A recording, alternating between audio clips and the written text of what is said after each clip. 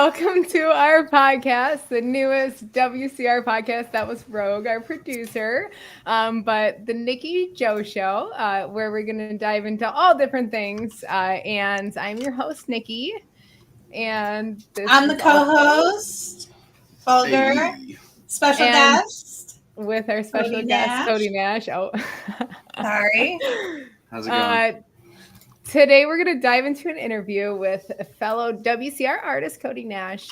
Get ready for some conversation, super insightful interview into the back scenes of the life of an artist and all of the, struggles that could come along with it, as well as the highs and the lows. But it's going to be fun. So grab your snacks, like, share, subscribe. And this is our first pilot episode, so bear with us. We got it. We got this. How are you guys today? Everybody had a good Memorial Day. Happy Memorial Day, everybody. Forgot. Yeah. Happy Memorial Day. I normally I've done almost nothing today. I always do like barbecue or something.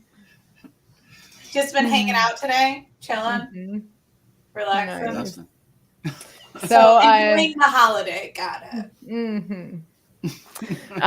But so we are going to get dived in with an interview. We've prepared some questions that Nash has no idea what they are. So it is going to be all very, I just closed the stream. It is going to be very interesting. I'm excited to start these. It's not, but there's, there's so many things that go on in the background of artists' lives that, and they still make music through it. And it's really wild because there's so many things that people don't see or know about. And then they just kind of see you for the artist, even at shows and stuff. And they have no idea what the hell it took to get to that show. If you almost didn't make it to that show, everything. Mm-hmm. So especially when life gets in the way. And that's a big theme at WCR. White Collar Rhymes is, coming back after life happens into your dreams. So we were very interested in everything that's been going on. If you want to share your story a little bit about anything that, has possibly been a struggle, some challenges or hurdles that maybe you have gone through, that you've been overcoming, or how you are overcoming to continue music, and how you keep making music through the struggles, I guess. Yeah. I don't know. I have a good sense of community, and people are all around me with you guys, Discord, people in my life. I kind of put myself in situations where I'm always out there, so that's where the show stuff comes from, where you're just always connecting with people, always talking to them and getting to know people, meet new people every day kind of thing. And so that allows me to connect and do these shows and throw these shows. I just did a show because I know this guy we used to book him when he was 15 years old, and his mom used to bring him to the shows. And then and he was a beatboxer though, and he's super good. His name's Robotic Torres. But we used to bring him out to all these shows, as a mom would bring him, and then they'd leave. And it was then he got older, and he's inviting me to come perform at Noble Wave in Salem. And that was the last show I did. It was outside this restaurant, and it was all ages. It was fun, but it was nice. So full circle. I love that. Yeah. So there's still clear connections, where you're oh, I've known that guy a long time, and that's probably why I got that show, or why I'm on that show. It's there's a lot of that going on, because it's I've treated people good for the last decade plus. I was a promoter and a booker for hundreds of shows over a decade. So I'm not, it's not a strange process to me. I actually bringing a whole bunch of people to one room, and then watching them enjoy people that I believe in, and that I book or whoever, and that feeling of if you have a good show, it's 300 people in an audience, and they're all just there observing your friends and getting to know new music. And I don't know, it has to be in a drinking setting.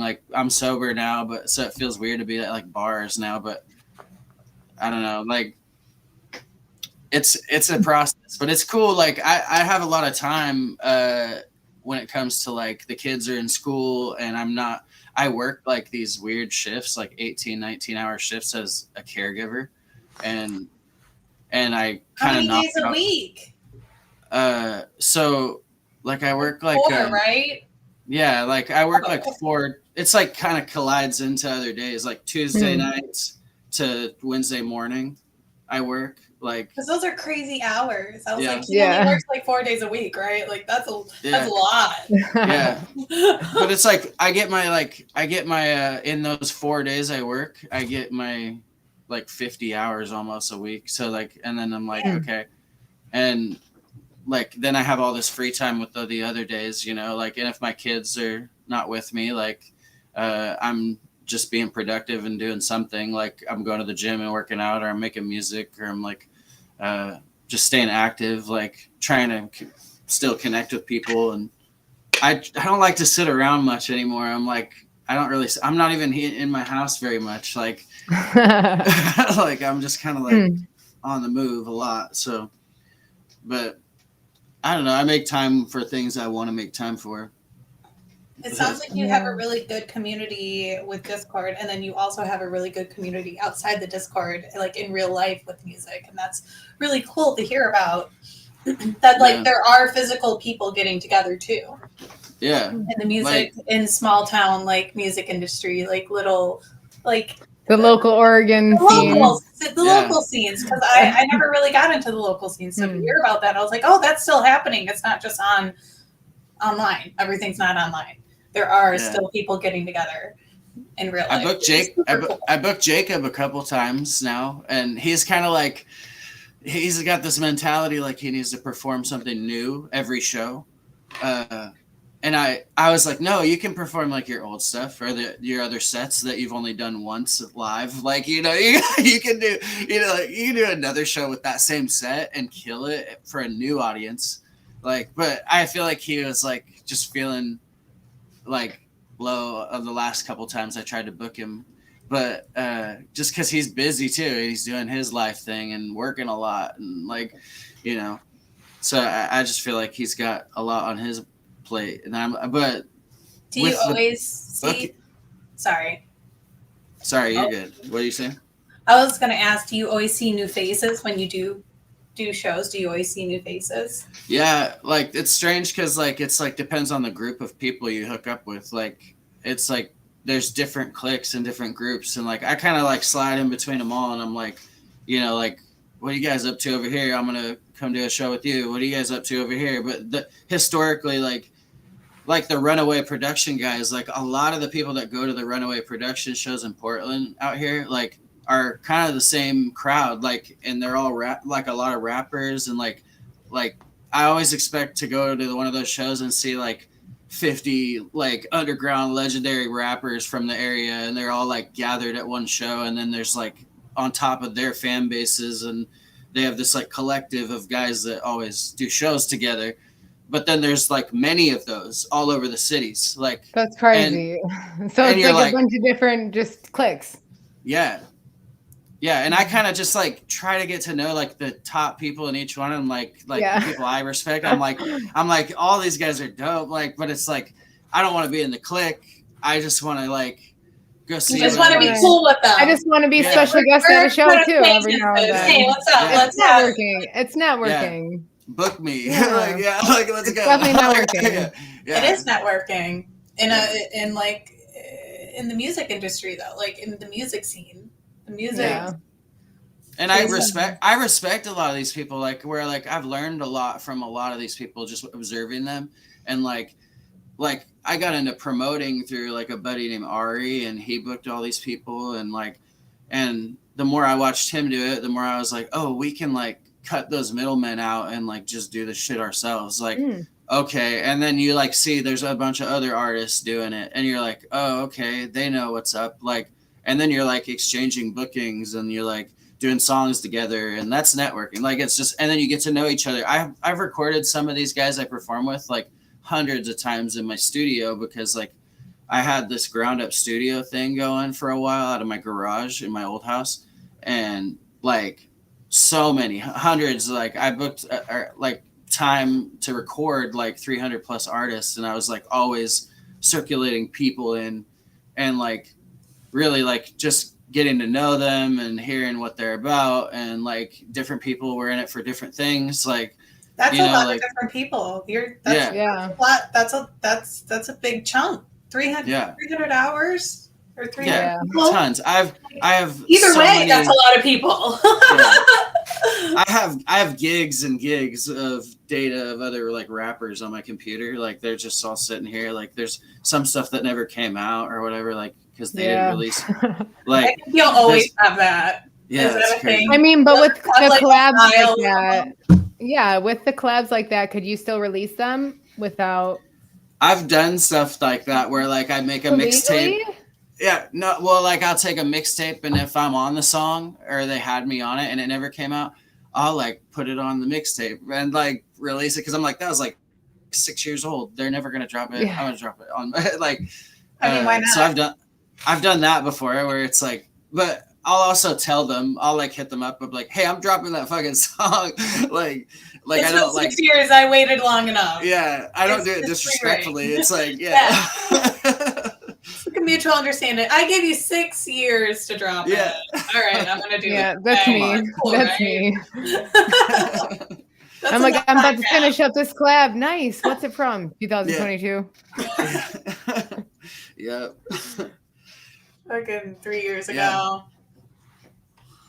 Yeah, it's crazy. It's crazy because I see there's a few rappers out here in these circles that are like, they claim that they're like operating fully off music, you know, like where they're not having to work a day job or anything, and like I'm not among those guys. I'm caregiving full time, taking care of like schizophrenics and dementia patients and like these kind of people, like, and like I'm over here doing that just to make money, and then music's like this fun thing that like it makes a little money but not enough to like survive, especially like in this world right now. Like sometimes it does, but not for me, like not yet. But you know, we're in a weird boat where like I feel like we're White Collar Rounds is like bubbling up, and like and we're waiting on something, you know. There's a documentary coming, the mixtape, like people aren't even aware of what we've done yet. Like where it's like, once they are, I think like,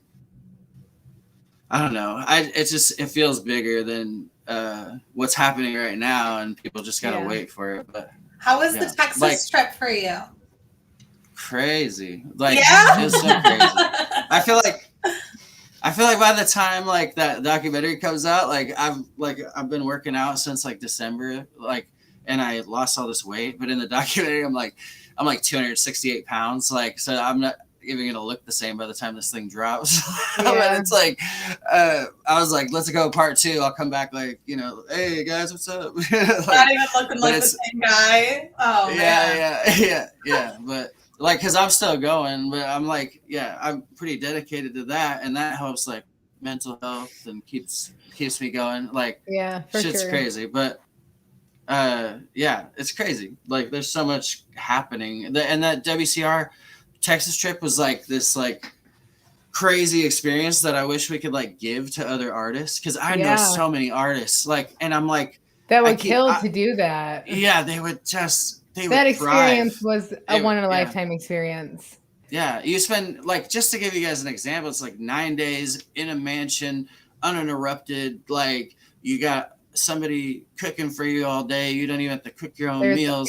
There's always an engineer cooking on the other side for you. The engineers got their shit fired up all day. We're like, all of you just walk in and start recording. As As long like as every you're cool. And every single room in the house like has different, like you don't even see like a lot of this stuff in the documentary, but it's like, because the documentary is focused on other things, but like when you see it, like our experience of it is even different than what you're seeing. Like there's other things that are left out or didn't get captured, like some magic in a bottle got loose and you didn't catch it on camera.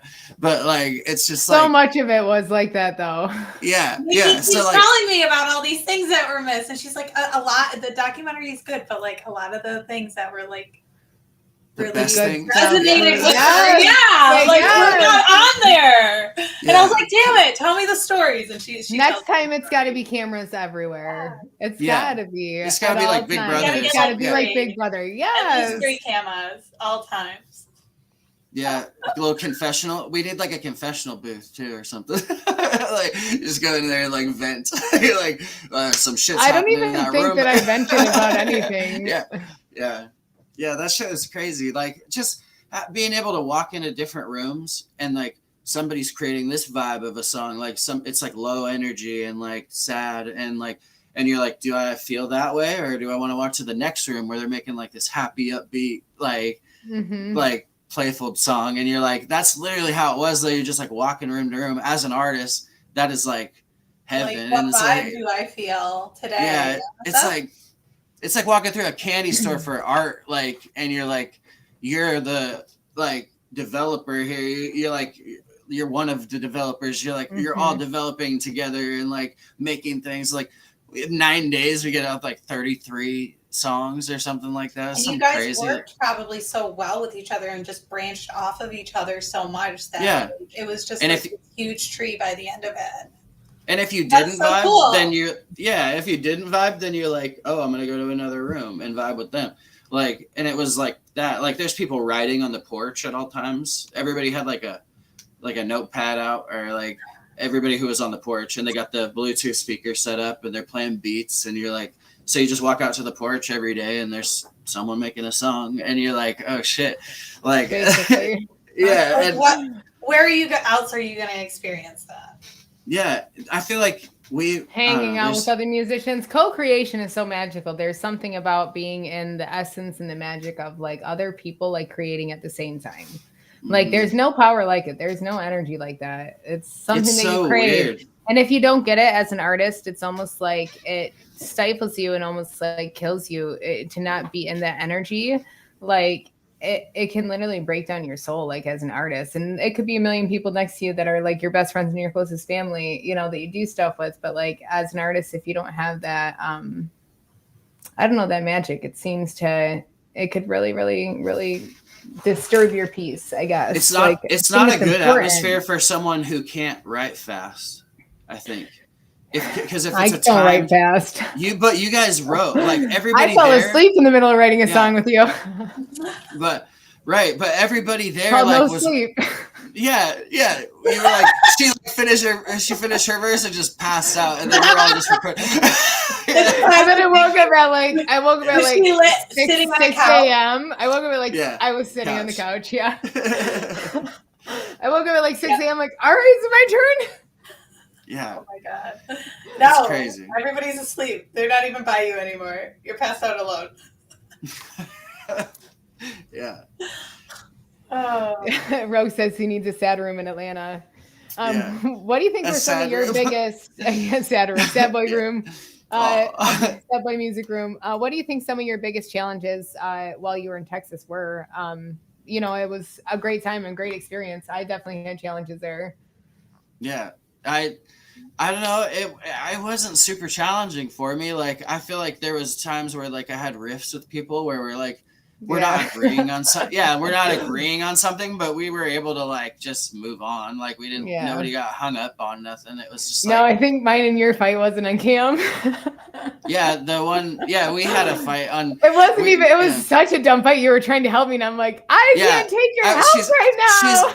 She's like in the room, like having a meltdown, kind of panicking about like, you were upset because you hadn't been on enough songs. I know. You made some kind of list. We didn't ask her to make no list or talk about no list, but she's like over here making a list of like, this is how many songs I was on, and I should have been on more songs. I had the list for all of the final, like I had all the lists for all the final stuff, and that's like the stuff that I end up sharing, like with everybody, like all of the album lists for who was on what to see, so it wasn't so much.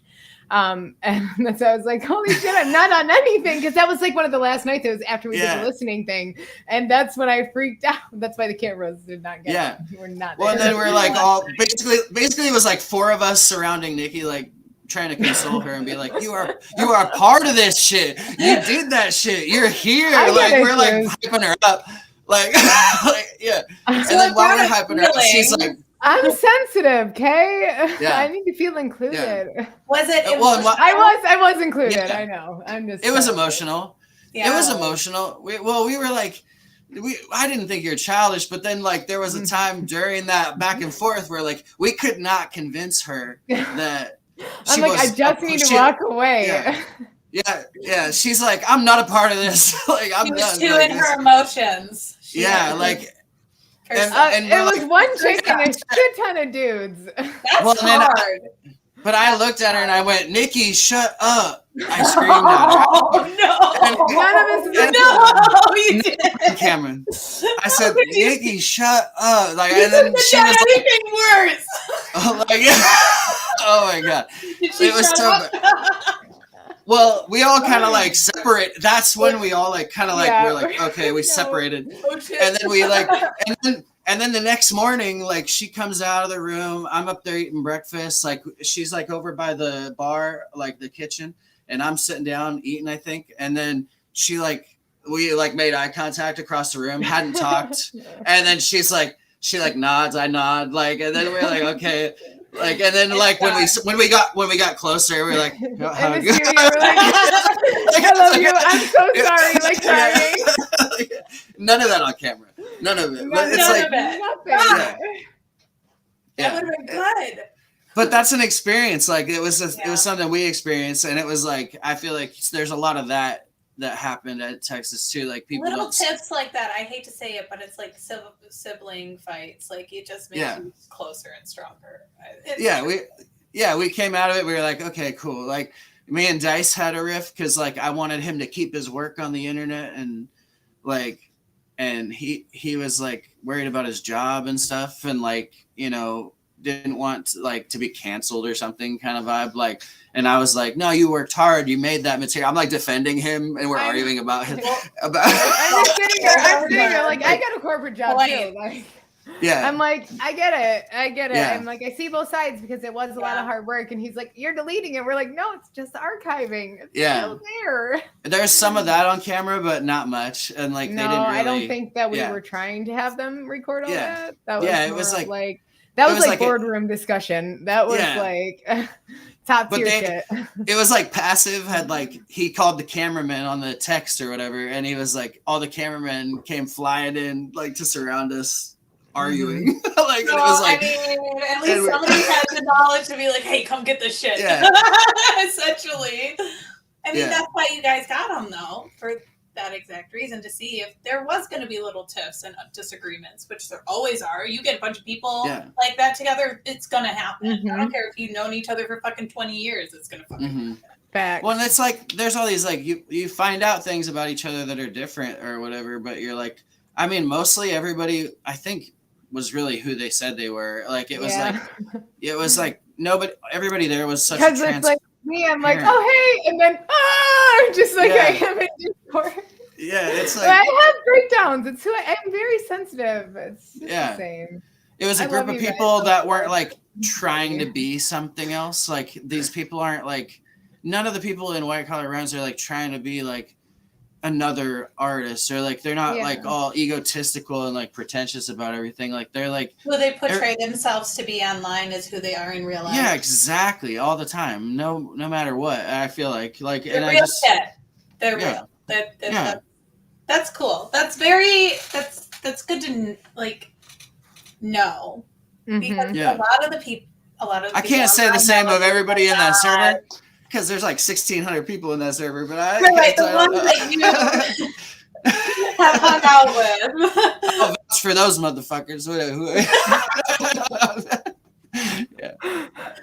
You're like, the ones I know, they cool.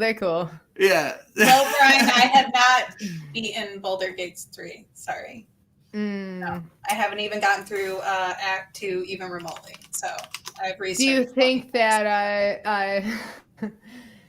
do you think that since Texas, do you think that's shaped you more of an artist and as a collective member?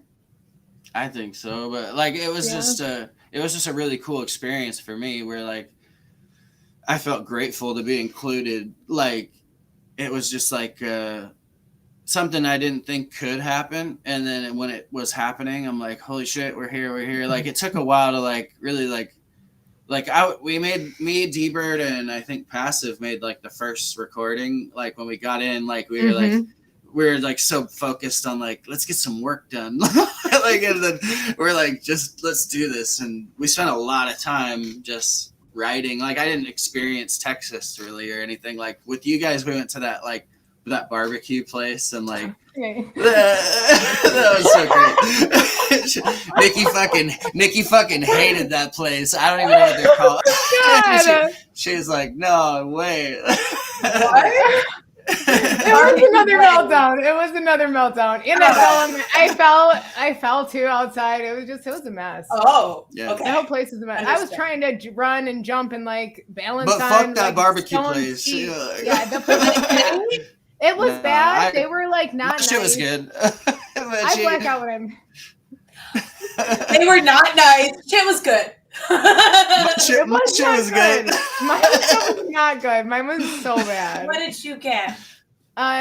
Brisket. Oh. It was old because they were like closing. We waited outside for like 2 fucking hours. I swear. Yeah, we waited a long time. And then they were like, and then they closed, and we were waiting to get in there so we could like have some drinks and stuff because we like went to the winery, and like so once we get in there, they're like, well, everything's like we can't serve anything. I'm like, you could have told us that. We would have went and got it from the store because you could bring in your own bottle, like buy it at the store there. We're just Are you kidding?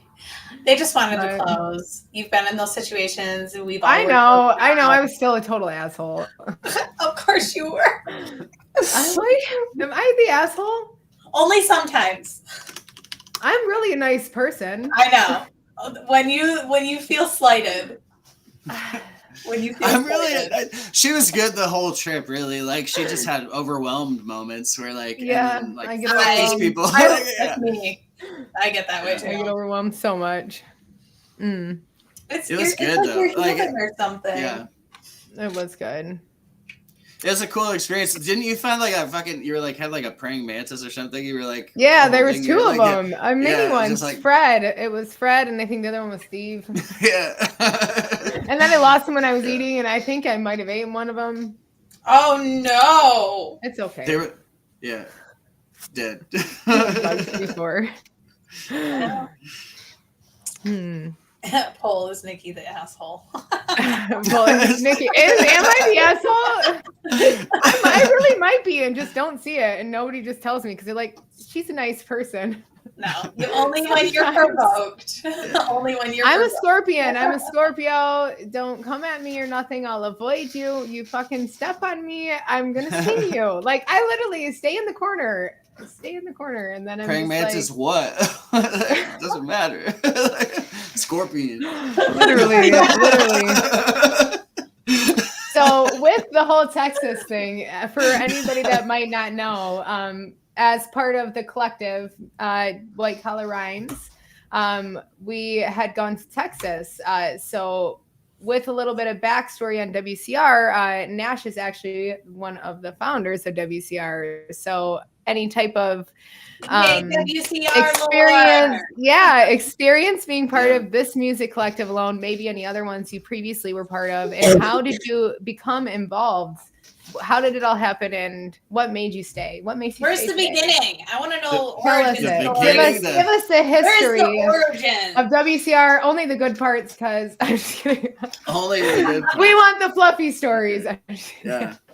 We don't want only the fluffy stories. We want the dirt too.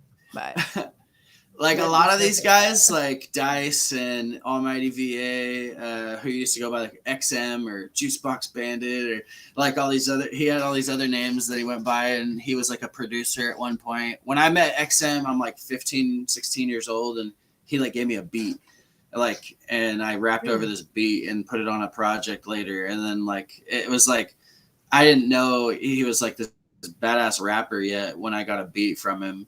And then after a while, like you like get to know each other over the years, and you're like, oh, this guy can rap too. Like, and everybody just like that, Dice and him and others, like we kept in contact. D-Bird, we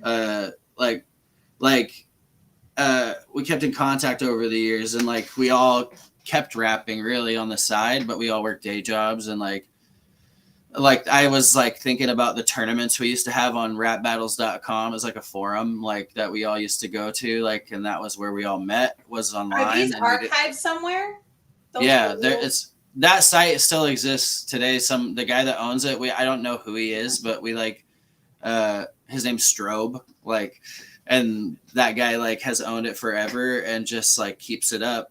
And so that's still there, you know, like it's got a lot of the old stuff, like it's gone through crashes, so there's like a lot of missing shit, but like loose logics from there, like it's so old. It's just it's old, like 90s forums were like obsolete now. They're like, Discord is like so much better. Like whenever I'm on Discord, it's like a AI version of a fucking 90s forum, really. Like it's like you're like, oh shit, I can do all this stuff, like whoa, like.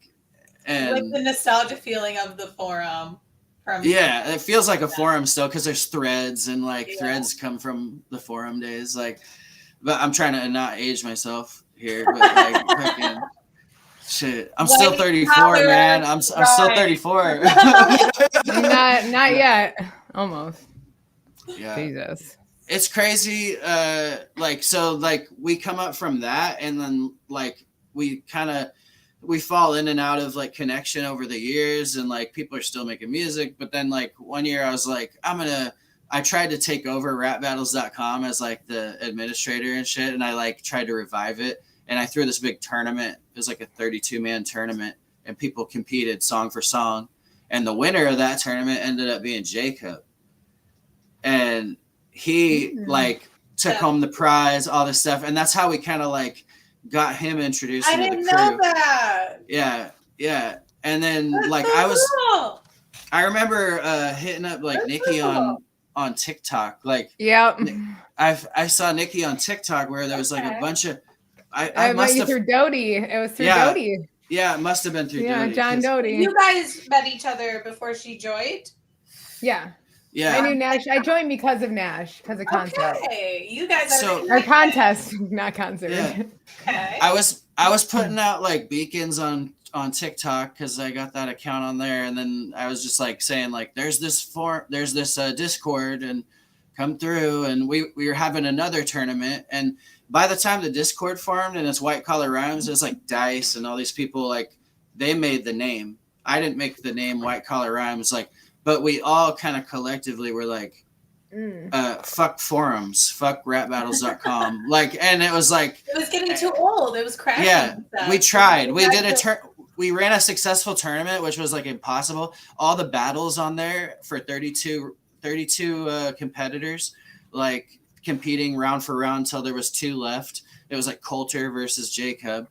And like, the way we did that on there was like 15-20 voters per battle, like, and it was active, you know, and people, we had a nostalgic feeling throwing that and like seeing it happen, and we're like, oh shit, we can do this. And then but we needed a new home base, so like everybody talked about it. Then it became White Collar Rhymes, and then we had I hijacked the old rapbattles.com Discord from the other old owner of that because he was being a douchebag to people. And I changed the name, and that's where our Discord came from. And I changed the name to White Collar. I didn't know you could even fucking do that. After everybody fucking bailed from the rap battles thing, they were like, oh, like it's White Collar Rhymes now. We gotta like reflect that, and we were like, okay, like, and then we've just fixed up the Discord. Like took it over. I said your origin story, not your villain origin story. Jesus. Yeah. Well, so the guy I beefed with, his name was Diasic, and we talk now, but like we went back and forth heavy. I even got like a Google Earth photo of his fucking house as the like cover photo. Like I can't rap battles literally go deep as fuck. Yeah, we were crazy about it. We were like, I don't know. And it was fun. Yeah. And then he did some shit to MCD one year or something about like posting it, trying to like post about his dead sister or something. I can't remember what it was, but I was like, well, then I was like team MCD, and I was like, fuck this Diasic guy. He runs rap battles. Fuck that. That's like my old stomping ground. Like that guy can't run this shit. Like, and he's from back in the day. Yeah, I just kind of like got all fucking cocky yourself, and you were like, no. Yeah. Well, and then we took over and we're like, what the fuck is this? Like, it's so old. Like, yeah. And then we end up on Discord. So it's like, yeah, that's kind of a villain story for sure. Fuck this guy, I'm taking over. Like, literally. Yeah. Well, and then, like, and now I don't even go on there. I'm like, fuck that place. Like, so I took over for no reason. Like, like, terrible. I'm a terrible person. I need to know what's in the here we are, white collar rice, baby. No. What? What's in the tank behind you? Oh, these are turtles. Yeah, kids' turtles. I'm like, I need to know. Yeah. Okay. How do you,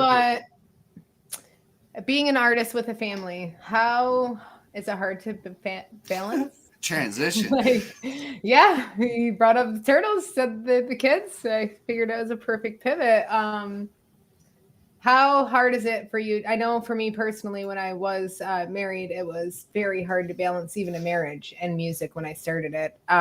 You tour and shit. Like, you go around and do shows and you have kids and everything. How hard is that? Yeah, it's crazy. Like the last show How I had, do you do it? I brought my kids to the last show.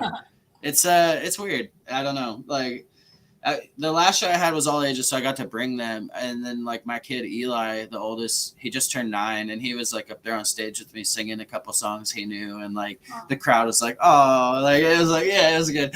And then so like, and it was just people passing by on the sidewalk out front of a restaurant, like a gig that we got. It was like a 5-year anniversary for the anniversary of the restaurant opening, and shit. And so Noble Wave, shouts to them, and Riley, and Robotic Torres for having me on. But that was like the whole thing was like pretty tight, like with how it lined up. But I feel like, I don't know, like juggling like with the kids most of the time, like it's like I put them in the babysitter's hands, or I leave them with their mom, and like their mom takes care of them. She's like, but like I'm doing the same for her. Like we don't hate each other or nothing. We're having a divorce. Like everything's kind of like in transition. Like I'm in a new place, like super weird, but like still going through all that and like dealing with that. And my dad's like, you know, he's got cancer. They gave him less than a year to live. And so dealing with that, and like I have to take care of my grandpa in between this stuff, like because he's got COPD and has like an oxygen machine and sits at home, and he can't get all his groceries and stuff. So I like go get some groceries for him sometimes. And like I'm kind of on the move all the time. When I say I'm not home very much, like I'm here. I'm on the move. Like I'm in my truck, I'm doing something, like, and like I don't just cut out everything that I like to do though, just because I have kids and just because like I'm going through shit. Like I feel like I still have to do things for me, like the workouts and music, and like it's all I have. Like, and that's just for me. Like, and my kids, I love my kids for sure, but like you have to have your time away from your kids too. Like parents understand what I'm saying, but it's like absolutely. I feel like. Yeah, and you know, and their mom's going on a vacation coming up, you know, like and for a week, and I'm gonna have them for a week, like, and I'm sure she'll do the same for me when, you know, things come down to it. We communicate about the kids, and like people think like it's all bad blood, but it's like no, we're still like you have kids together. You have to coexist and co-parent and be able to come together. Okay.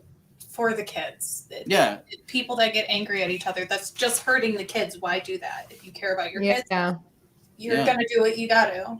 And that's great that you guys are figuring it out. I'm sorry to hear about your dad. That's very it's a lot to process all the time. And then you just dropped an album? Like, what the hell? Yeah.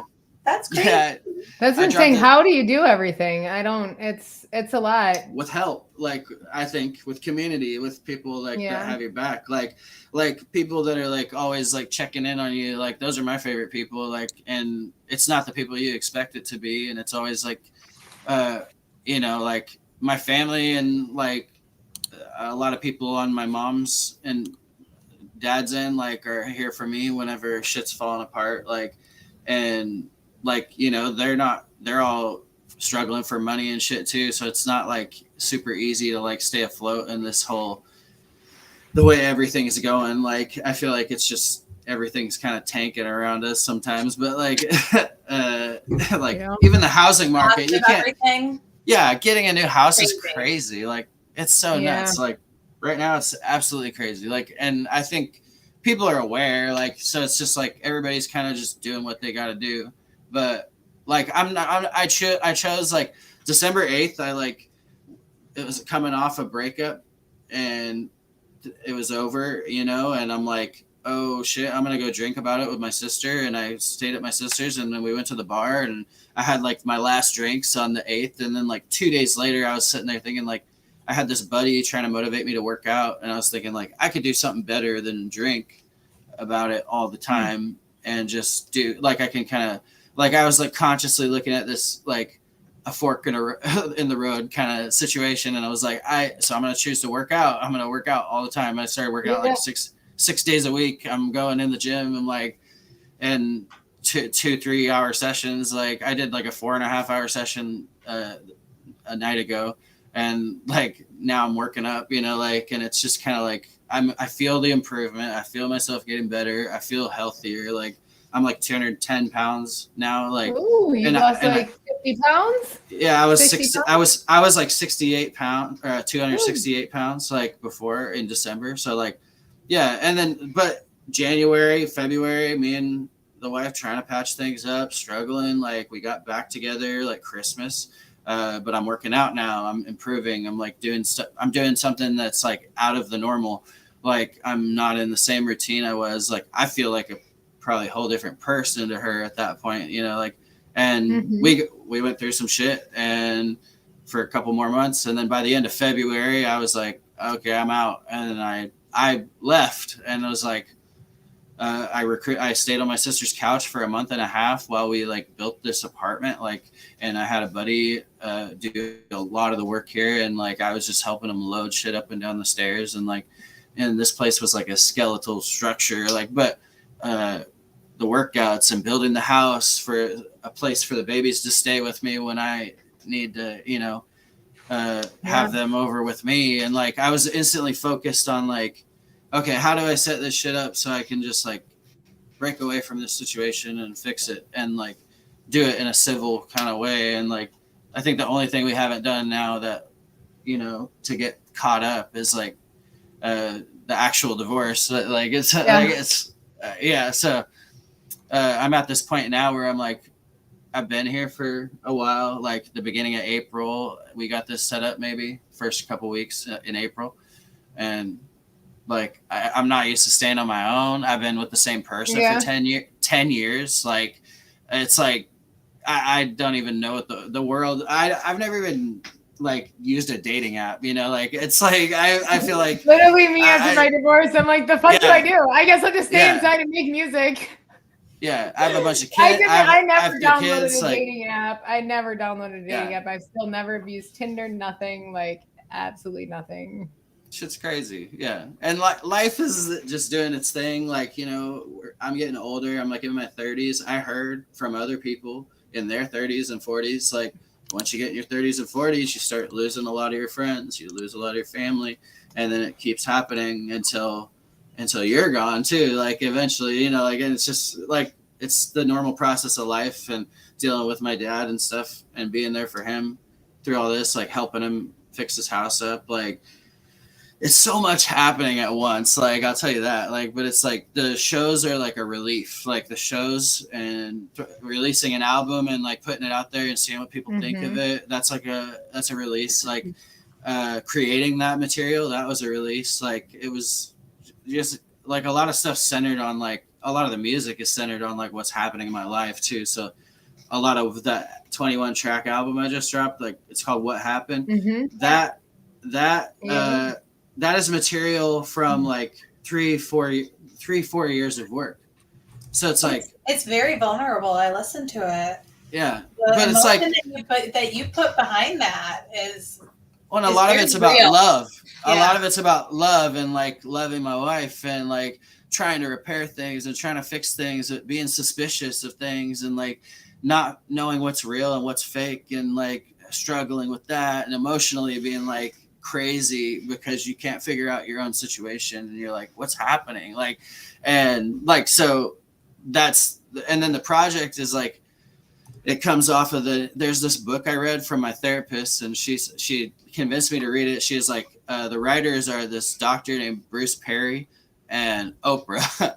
And I was like, okay, I'm like not an Oprah person. I'm like, I don't know. Like, and I rejected the shit out of it for like a while. And then I was like, I'm going to read this book. And this book, like, it was like a conversation about trauma and how the mind works, and like how you're, you know, like what part of your mind is triggered by a reaction, and like all these, like the, you know, cerebral cortex stuff. Like it's like they're talking about like your emotional regulation and dysregulation, and they're talking about like, and I'm like, hey, wait, I'm a caregiver. Like a lot of this stuff I'm reading is like stuff I already knew, and stuff I practice on my clients, and like, and I'm also sitting there thinking like, okay, so like it was opening my eyes to like myself, because I don't use that knowledge on myself. I used it for clients and like people I'm taking care of, and like, and so then this book made me apply that same knowledge I already had and like turn it inward. And I'm like, oh, I can choose certain things and certain paths, and like I, you know, like, and you start to realize, oh, there's shit like affecting me from my past, or like some shit like that I haven't really like got over yet, or like, you know, and that album, like I call the album What Happened, because the book is called What Happened to You. And I was like, gotcha. Like, so this is, and then, so this album is a representative of me. Like it's what happened to me. Like, cause the whole book starts on like the premise of like, people open up to you more in therapy when you ask them what happened to you. And then you wait for an answer, like, and so they're, you know, talking about how there's a release that happens when someone asks you what happened to you, because they give a shit about you and they care about you, and they like gives you the safe space to share. They want to know, yeah, and then it creates some kind of release in you when you hear that question and you genuinely answer it, and you're like, well, this is what happened. Fucking, where do I even start? Yeah, and it says, like, how would you even start answering? Right. That's like when you find a therapist and the first thing they ask is, why'd you come to therapy? And you're like, God, where the fuck do I start, bro? You're like, I'm fucked up. And I don't want to. But talking, it's, yeah. Talking about it's a way to process it, and the way to like let it out of you, and like kind of just gives you that like release, and it opens the valve, and it's like, okay, like, and if you talk about it, then you realize, oh, this shit is affecting me, and then you start expanding on that, and it's not even just like it stops with you telling your story. Like it's like, oh, you got to keep going. Like now you got to feel it. Now you got to like get through it, and like, you know, like I feel like that's what I've been doing, like working out and like making music, and the whole time I've ever been making music, it's a release valve. It's like me, like because not everybody wants to listen to you bitch about your problems all the time too. So you're like you feel self-conscious. You're like, I don't want to vent to nobody because they already have their own problems, and I'm just gonna be a burden on them. Be a burden. Yeah. Me, every single time I have anything go wrong. So you use music as like a therapy tool and a coping tool. For sure. Yeah. I think a lot of people in this Discord do. I can agree with that. I've heard a lot of the music, so you know your music. I have. Your music, you know, it's helped you cope. Would you say that your family? What role does your family play in supporting your music career in that angle, especially when there's so much going on at home? Yeah, you know, I could talk bad about, you know, my ex and be like blah blah blah, but like I feel like she, as much as she didn't resented me going out and doing things, and like especially without her, like it's like missing out, and you're like, and I would do things even if she couldn't. Yeah, that's something special you want to share with your SO. I definitely get it. Yeah, and so there's a struggle with that, and I think a lot of like artists could probably like, you know, relate to that, like where they're like, if your person is not musical, like, and she was making beats and stuff in the end of our relationship, but like first, you know, 75% of the relationship, she's not really, she's just kind of like, she's helping with merch. She's helping design things. She's like trying to be involved where she can, but she wasn't like super musical about anything. And then as it went, like she tried to get involved in that, and like even that wasn't like kind of doing it for us, but like I feel like we got a lot done, and it was cool, good experience to like create with your significant other and like have like that was cool. The effort like, was there. The effort to show interest in your hobby, in your interest. Yeah.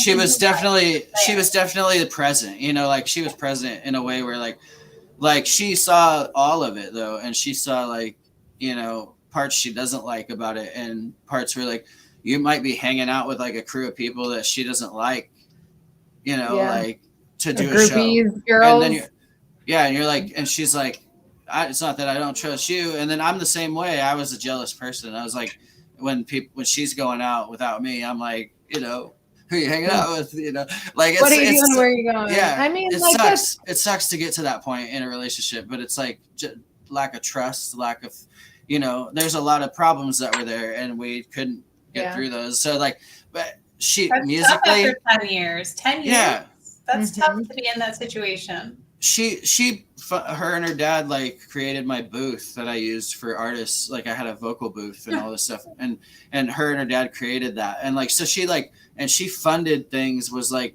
into what I was doing and believed in it for a long time. And I think after so long of believing in somebody and putting in that energy, and then not seeing like the blow up or the result or something, like the reciprocity of like what is I've done all this and it's still not. I mean, it takes time, and then, that can definitely hinder and chip away at your spirit. Sure, and there's feelings of like resentment, like he doesn't care about what I put in or what I did for him or what I, you know, like, and I felt a lot of that, like where I was like, you know, there was that happening. And it's so like with family, the family dynamic, like obviously that didn't work out for me. Obviously I'm in an apartment, a studio apartment where I, you know, have my kids halftime over here, and like, and it's working out, but it's like, it's hard as fuck to like just be with somebody for 10 years and not be with them suddenly, and like you don't talk to them anymore, and it's not there anymore, you know. And this is during a time when my dad is dying and when my grandpa is having a hard time, and like, and I can't like focus on one thing, like where it's like, okay, I have to be capable of handling all this, or I'm gonna fucking just be mush and it's not gonna work. Like that sounds like chaos. You're being pulled everywhere.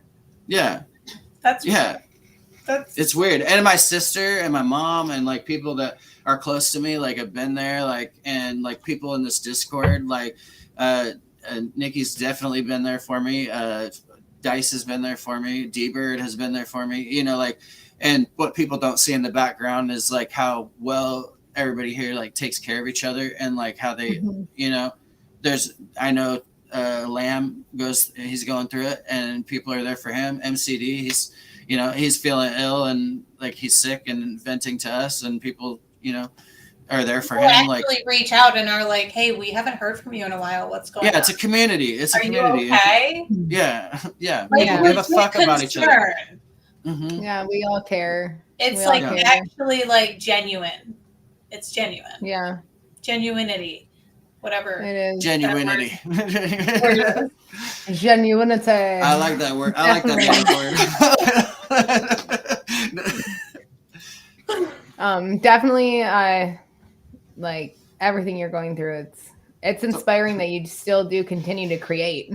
That it hasn't folded you and that it's kept you going. Can you share any advice or tips for other artists that might be going through stuff like this, that might consume most of their time, and maybe how to maintain a healthy balance, or still want to pursue their passion but can't figure it out, you know? Yeah. Just hang on, just keep trucking, pushing through. Yeah, I just say hang on. Like, you know, it's not easy. Like I've had plenty of times where I'm like sitting here, but the worst times in life are like I'm sitting here by myself. I'm not talking to anybody.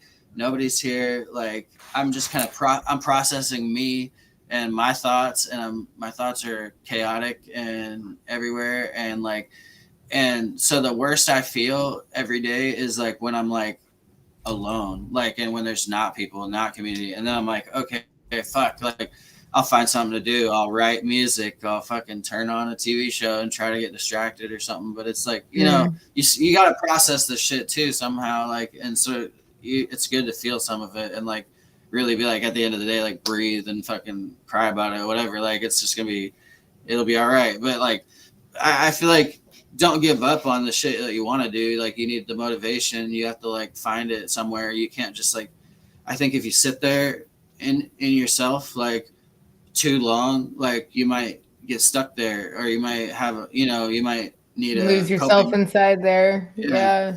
And a lot of my friends, like I got a couple buddies living under the bridge right now. Like I tell people this all the time, but we've tried to give them things. We've tried to like, provide things for them to get them on their feet, and they like sell those things, or they lose them, or they get stolen, or something happens. They're like, I know a buddy who lost his whole car, like because he was sleeping in a parking lot, like, and they came and towed the car while he was sleeping in it, and then in the car that they junked and got rid of, and he couldn't get back, was like his license and things like that, and then he lost his job, and then he's back under the bridge, and like it's like this continuous cycle, like. And I know people are going through it way worse than me. Like when I think of that kind of stuff, where like they chose a different direction though. And like that buddy that I'm talking about, his vice is alcohol, and people don't think of alcohol like some crazy vice or something. But look at you who chose the gym and where you're at currently with everything that you've been going through. I can feel the difference. Like if I would have gone the other route, I've already been the other route a few times, like I've already drank about shit before. Like, like I know what that's like. So I needed to find out what this is like. And I changed the decision, and I was like, okay, like I took a drink. I had one last night where I drank a Henny and pineapple, and I fucking drank a couple Jack and Cokes, and I was like barely even buzzed, and I was like, okay, I'm done. And then I just didn't drink again since then. I have a open bottle of Jack in here. It's like sitting there every day, and I don't drink it, and I offer it to people when they come over. Like I don't care if you drink. I don't care. Like I'm just making this decision for me, and you can choose what you want in your life, and I don't want to push that on nobody. But for me right now, it's helping, and it's like making everything better, and like I feel energized. I wake up sometimes at like 6, 7 in the morning, and I'm like up for the day right when I open my eyes, like, and I feel that energy coming back to me, like that I didn't have before, like where you're miserable and you're hitting the alarm every 5 minutes, and like I just feel like like it's changing me. I had like back pain from caregiving. I caught a guy in the shower, like falling down, and you're not supposed to catch him in caregiving. You're supposed to, if a elderly person falls or someone falls, like you're not, and they're bigger than you, especially, you're supposed to just like kind of guide them if you can, like on your knee or something, or let them fall. And that's what they train you like. But my God, I could never let somebody just fall. And my instinct. When he was going, his 225 pound man, like, he's a dementia patient. And I like, instead of letting him fall, I caught him and like fucked up my back for like, it had to be like 5 years. Like, but then like when I start working out, I started doing all this, that thing's gone too. Like I don't have that back pain anymore. Oh, like you physical therapy to yourself, huh? Yeah. I feel like it really like, it helped with a lot of things, like, and being that heavy too, 268, that's not even the heaviest I've ever been. I was like 288, and I changed my diet, and then I got down to the 260s, but I was like, so I already like had dabbled with like changing my diet and like eating better, like cashews and yogurt and bananas and apples and like veggies and like, chicken and like soups and smoothies and like stuff like that. Like I've done that for a while, but like just changing those things, it sounds crazy. And then people are like, if you're too positive about shit or you talk too highly of this type of shit, you're like, you're seen as corny or something, or like there's this ego maniacal fucking like war going on with people who like like where you're like, I feel better when I'm like laying down and hanging out doing nothing, like, and like I feel like you have to talk yourself out of it ultimately. Like that's how I had to do it. Like when I'm like, I had to tell myself like, fuck off, just get up off your ass, and like I need to do that. I fell off the gym wagon.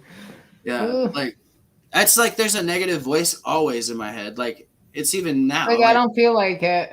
Like I don't want to go to the gym. I don't want to go to the gym. Yeah, I fucking don't want to go to the gym. Yeah. I already went today, but like I fought that voice today, like already, like, and it tells me. I didn't like, go today. I took the dog on 2 walks. Yeah, I ran so 6 you did something. Yeah, I I ran ran, what? too. I ran a little bit. I ran 6.5 miles, and ran 2 blocks. Yeah. Yeah. 6.5 miles? I have asthma. I can't do that. In about an hour. I ran 6.5 in an hour. No, I would die. Yeah. Would you say that the gym is part of basically kind of like your therapy for a strategy or a technique that you use to manage everything going on in your life? Yeah, to manage all that, to cope. Yeah. I have this therapist, and she's a childhood therapist, and she sees me as unfinished work and says that I can call her anytime. And so when I call her, I have, and she was telling me I don't know. She's telling me I'm on the right path. I called her after all the breakup and all this stuff, and I'm getting into this place and still making music, still doing stuff but then I told her I'm working out now. I'm doing it consistently 5-6 days a week. And she's like, wow. But before this, a year before this, I'm going through crisis, and I'm she's recommending me movement, go outside, do something, go touch some grass. Yeah. Go on a hike, and she was telling me that shit. And I remember her telling me that shit. And then, so when I called her after the breakup, and I'm I've been working out for a month and a half, 2 months now, I decided to move out. I feel you gave me a lot of good advice, but it didn't really work, and we're not going to work out. And but I thank you for being there. And I just wanted to check in with you, tell you what I'm doing, and see if I'm on a wrong path or something. Mm-hmm. And she was she's no, you're doing exactly what you need to do. Just try to, not give the internet too much. She was telling me don't vent too much to the internet about it. Yeah. That's hard. It's our biggest fault. It's our biggest fault. Yeah. And when no one hears us, we go to be heard. Yeah. That's where we go to be heard. It's weird. It's so weird. It's fucked. It's kind of fucked. I do it's too. It's a weird thing. I want to cut all this shit out sometimes, and then I'm but then I wouldn't see any of you guys, and then I'm it's so crazy. That's I used to, for a minute, I stayed posting just music stuff, and then now I'm back on my old shit. I try to post inspirational bullshit. I try to post inspirational shit and progress reports on the fucking gym and all that stuff, and I post music, and I post other people's music and other people's shows. Yeah, you do the follow train stuff like that. I love it. Yeah, I fucking, and then I'm meeting all these new people in those. There's people that are working out in the follow trains, and they're there's gym follow trains, and it's all people that are doing the gym, and you're oh shit, hey guys, there's all people that are making music. There's chefs, there's people who like nature and hiking and books and reading, and there's all sorts of different vibes on this. Yeah. And you're meeting a bunch of like-minded people who are doing the same shit as you. It's so easy way to meet people when I'm doing those things too. I did a lot of that on TikTok, and that's that's how I met Dodie and other rappers that led me to you, was follow train shit. Whereas I didn't know those guys existed until I was on follow trains. I'm oh, there's other rappers doing the follow trains, and you're running into them, and it's just, it's weird how you connect with other people, but it's and then you I don't know, everybody always says the internet's fake and everything's not real on here, but it's real. I hate it when I hear that. Yeah, I keep saying that. The internet has fucked me, and it's made me fall in love. Yeah. You guys are real. You guys are real. You're real people. Right. I know you're real, and I know you guys are in pictures together, so you must be real. It's crazy. We're not a simulation. We're real. Right. Are we? We? Done. I think that whole internet isn't real shit is an excuse to be disrespectful to people and mean to people. And, I think so too. Keyboard warriors. Yeah. Yeah. It makes them feel safe.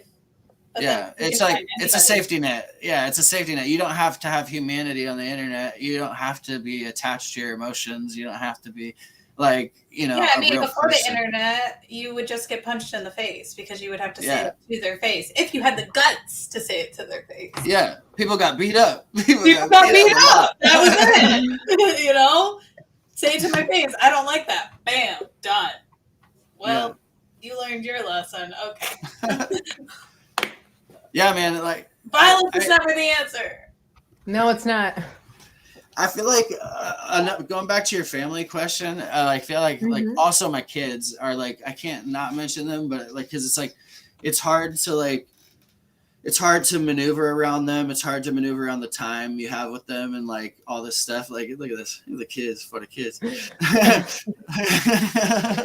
It looks like a little kid avatar. That's our rogue producer, Rogue. Yeah. I feel like, like navigating around them and being there for them at the same time and like teaching them how to be human, like at the same time you're like trying to be human yourself and like go through all this stuff. Like, I think it's important to like show them I still do this. I still rap. I still put out albums. Dad goes and performs. Like, I think it's important to show them like what you're doing because it like helps them to see like, oh, I can do other stuff too. I can be somebody, like I don't have to like give up everything I'm doing for other people, like where like what kind of message does it send if I'm only doing things for like the people around me and I'm never an individual like as an example for you, like where it's like I feel like being the example of something to them is important and them learning something too. Like it's fucking crazy. So the music helps with that shit. Like I feel like it's more beneficial than anything. I get them on the mic and they like have fun and they'll like, I'll play a beat and like my daughter just fucking, she's like keeping beat and stuff and like saying words and freestyling and it's like hilarious, but it's like, it's cute. And then she, she's having fun with it. Like, and that's the important part to me. I don't know if she's going to be like some artist or something, but like, I just feel like you're spending quality time together. That's something she'll remember. My dad's a musician and that's one thing like, I just recorded my first song with him ever, and I wish that it's something that I would have done when I was younger, Yeah. That's something really special. Well, then, like, definitely do that. I tell all my artist friends are like dads or moms. Like, I would tell you, like, show your kids what you're doing too. Like, be proud of it and like hang out with them. Like, don't like force them to do it or like if they don't want to or nothing. But like, just be what you want to be too, like you have to, if you want to be an artist, you want to draw all the time and paint or like, and you're really good, do that too and show them that like they'll be artistic. Like they're probably going to look at you and be like, whoa, like, and love what you're doing. Like, I don't know, make time for that kind of stuff because all this fucking technology is like all these phones and the laptops and the, like, I don't know, the TV streaming. Oh, I watch so much the other stuff alive too. My kids bullshit. My kid taught himself the piano, but also they're obsessed with Roblox. Wow. Roblox is a problem. Roblox needs to be destroyed. It is a problem. It's such a problem. They're addicted and they can connect on the internet to other people and there's not good stuff on Roblox. I have not seen good things on Roblox. You have to disable their messaging. There's this crazy thing like where but they can hold up signs and talk. So there's this picture game I saw on there. Like I watch them play these games. So like when I see some bullshit, I'm like, turn it off. Like, and I don't let them play it like without me watching at my house. But like, I feel like when he's on there, like I seen him play this picture game one time and it was like, they're drawing like, it's like charades. You draw a picture and the people like guess what it is or whatever. Oh, no. And like the fucking kid that's drawing the picture draws a big giant dick and balls. Like, and I'm like, okay. On Roblox? On Roblox. I'm like, Jesus Christ, I was like, all right, back out of that server. He's like, why? I'm like, because it's fucked up. That's an adult. Yeah. That's an adult or somebody that's close to it that you shouldn't be playing with. But it's like teenagers play on there all the fucking time with their friends. Just random asshole kids. Isn't Roblox a kids thing? No, it's an all ages thing. All ages, I guess. Mr. Beast is on there and stuff. Yeah. Hi. Can't hear you. Hey, look at it. I can hear. We got some. Can't hear you. I would like Stephanie's opinion of Roblox. I've seen some. What have you seen on Roblox, bro? Tell us about Roblox. Obviously I'm 20, so like you guys, this is Rogue. He's producing for us. If you don't know who he is, sorry. He's always here with us. In spirit. I went on the wrong thing and I couldn't go live. Yeah, I had my mic on mute about 3 times. Tell me, because My kids play, I don't know, Doors. I was on because obviously I'm 20, so I was like around when Roblox first came about, and we were playing this GTA game on Roblox. Which, first of all, GTA is an 18+, and there was a strip club, and anyone can go on this game. And the strip club had rendered genitals, and it's Roblox. There's no way. That had to be early Roblox. There was no way. It was early Roblox. At its inception, at the beginning, it was real bad. It was. It's got better, but it's still bad. That's anyway. how VR is. Not safe for work. It'll say not safe for work. Like Roblox, whatever. Does it say that now? Like, I haven't played in years, though. I don't know. The settings. I'm a helicopter parent. Essentially, is what I'm admitting. Yeah, that's what VR is in that stage right now, where like VR is in the stage where like they're creating regulation and they're creating shit to like put barriers up to stop shit. But it's like it's been like Wild West on VR for how long now? Like it's fucking. I have not gone on VR. I don't know anything about VR. I have not gone in there myself, but I have friends who like wear the helmet and they tell me what's going on. Oh man, I can only fucking imagine. But they're saying there's some crazy shit like where there's like sex parties and shit and like in circles and like yeah, it's like fucking they're having like virtual sex and it's like kids like are able to be in these servers like where it's like what the fuck? Like I feel like it's just a nightmare waiting to happen, but like I don't know. VR is fucked up. They expect parents to fucking buy it. Like, no. Yeah, my kid wants a VR helmet. I'm like, fuck that. Like, I'm not doing that yet. No. My kid wants a PS5. Bad. Yeah. I'm like, okay. Kids. I'm like the you can't have a cell phone until you're 15 parent. Like, I'm not really like into that shit. I'm like, I need to get a home phone. My kids are getting to that age where they're like, I don't want to hand out my phone number. You can have a house phone, just like I did. That's it. I feel like giving them a phone is like an excuse not to know where they're at. Like, where you're like, yeah. Like, I'm trying to know where you're at all the time. They're like, I'll contact you. And you're like, no. Yeah, like, what? You tell me before you go. Yeah. I give a fuck about where my kid is going or whatever. You know, like, I just, like, I don't know. You know where your children are? Yeah. When the lights go out. Yeah. Yeah, what the fuck? They needed a commercial to remind them, hey, your kids are at home. they're all gonna be teenagers at the same time. Like my, you know, the 9-year-old and the 6-year-olds, like 2 6-year-olds and 9-year-olds. So when they're teens, it's gonna be like chaos. Like, I have a 7-year-old and a 9-year-old, so right there with you. Yeah, it's coming. You guys would be like, is your kid a little We're fucked.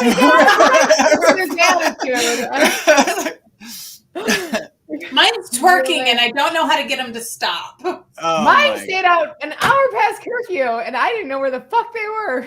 Yeah. I caught mine in a party in the middle of the cornfield. Wow. Bro, and we live in the middle of the right. So right. I'm saying things that I've done. I'm saying things that I've done. Middle of the fucking bonfire fucking forest. Where are you? Yeah. A broken down yacht in the middle of the woods. I was the worst 15-year-old kid. Like, I feel like that. Was too. It was terrible. A terrible person. You've been rapping since then. Were you doing shows then? No, I didn't do a show till I was like, it was like 2013. So, yeah. 2013 was my first show, I think. Were you freestyling at parties in the backwoods?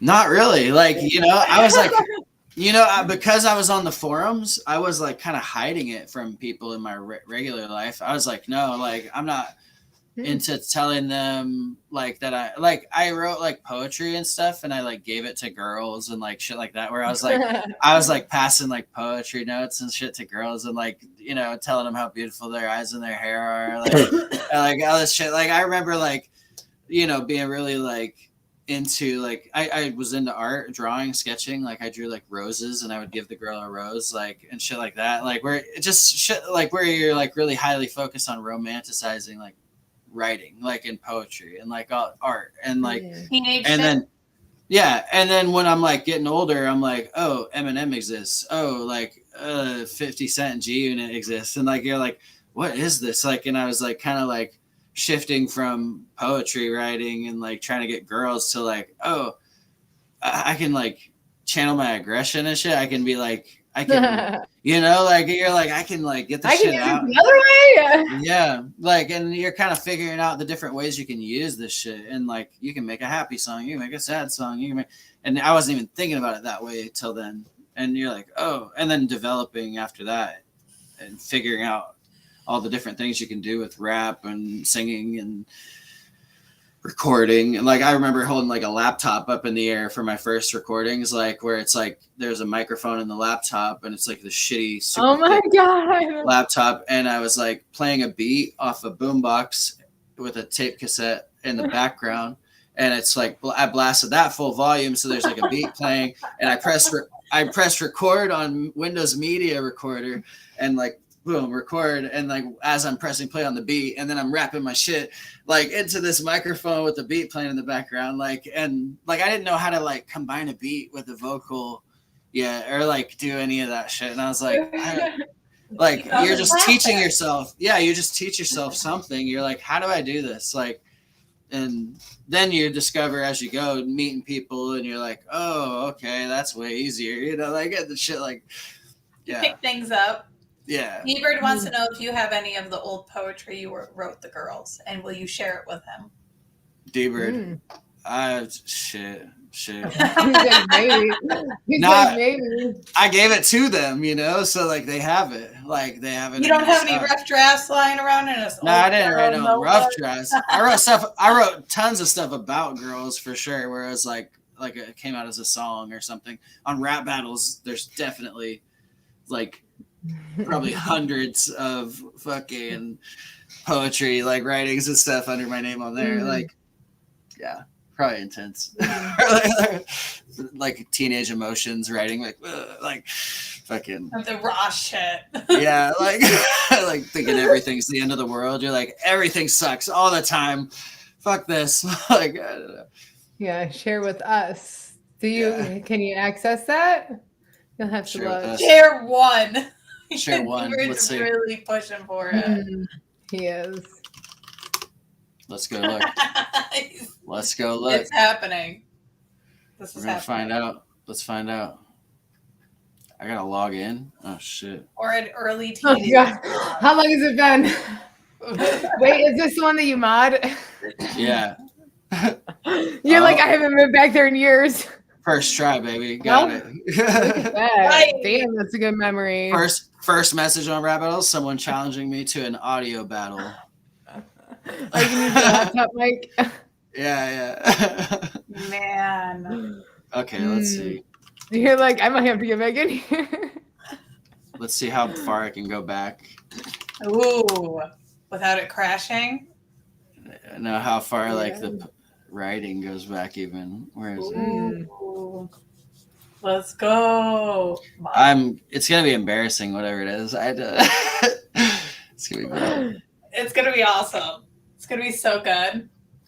Everybody's gonna love it. It's gonna be great. It's gonna be so great.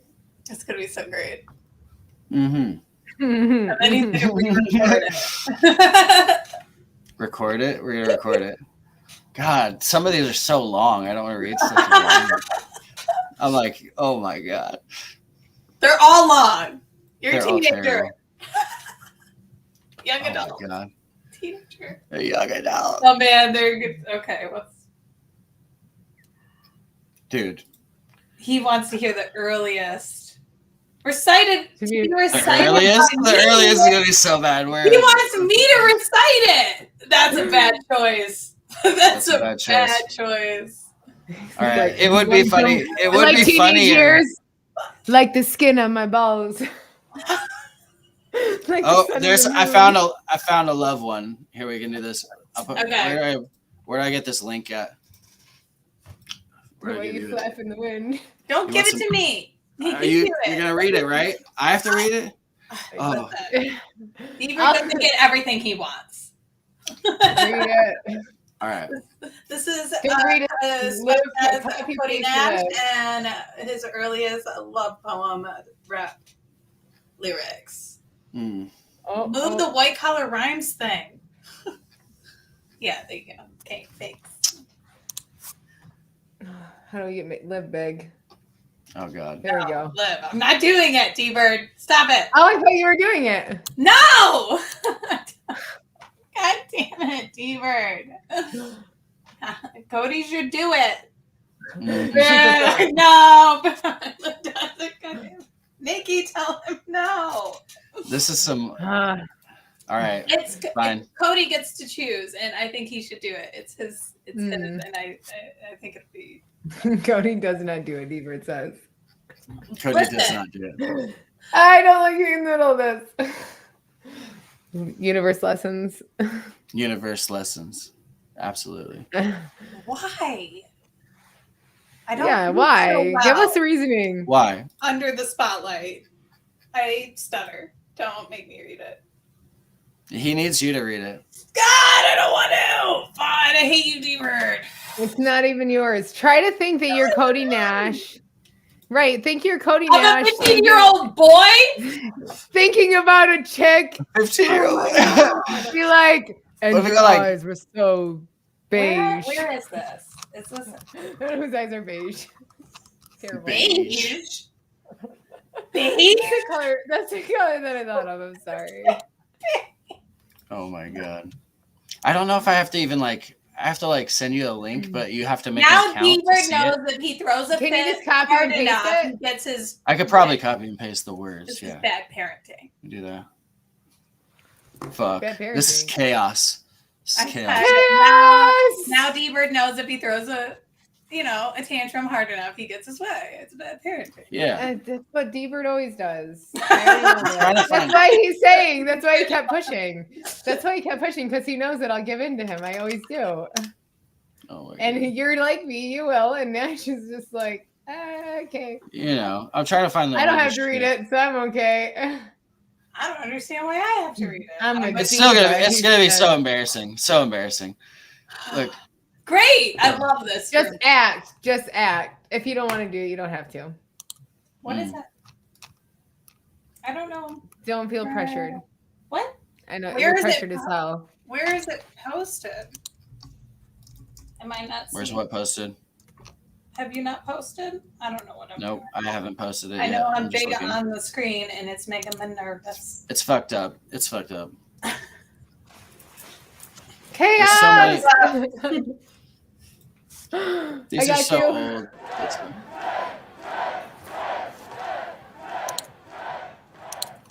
Anywho. So are you a top lip talker or a bottom lip talker? Bullshit Oh. is so bad. Are you a top lip talk? What does that When mean? you talk, does your bottom lip I don't know what that move means. or your top lip?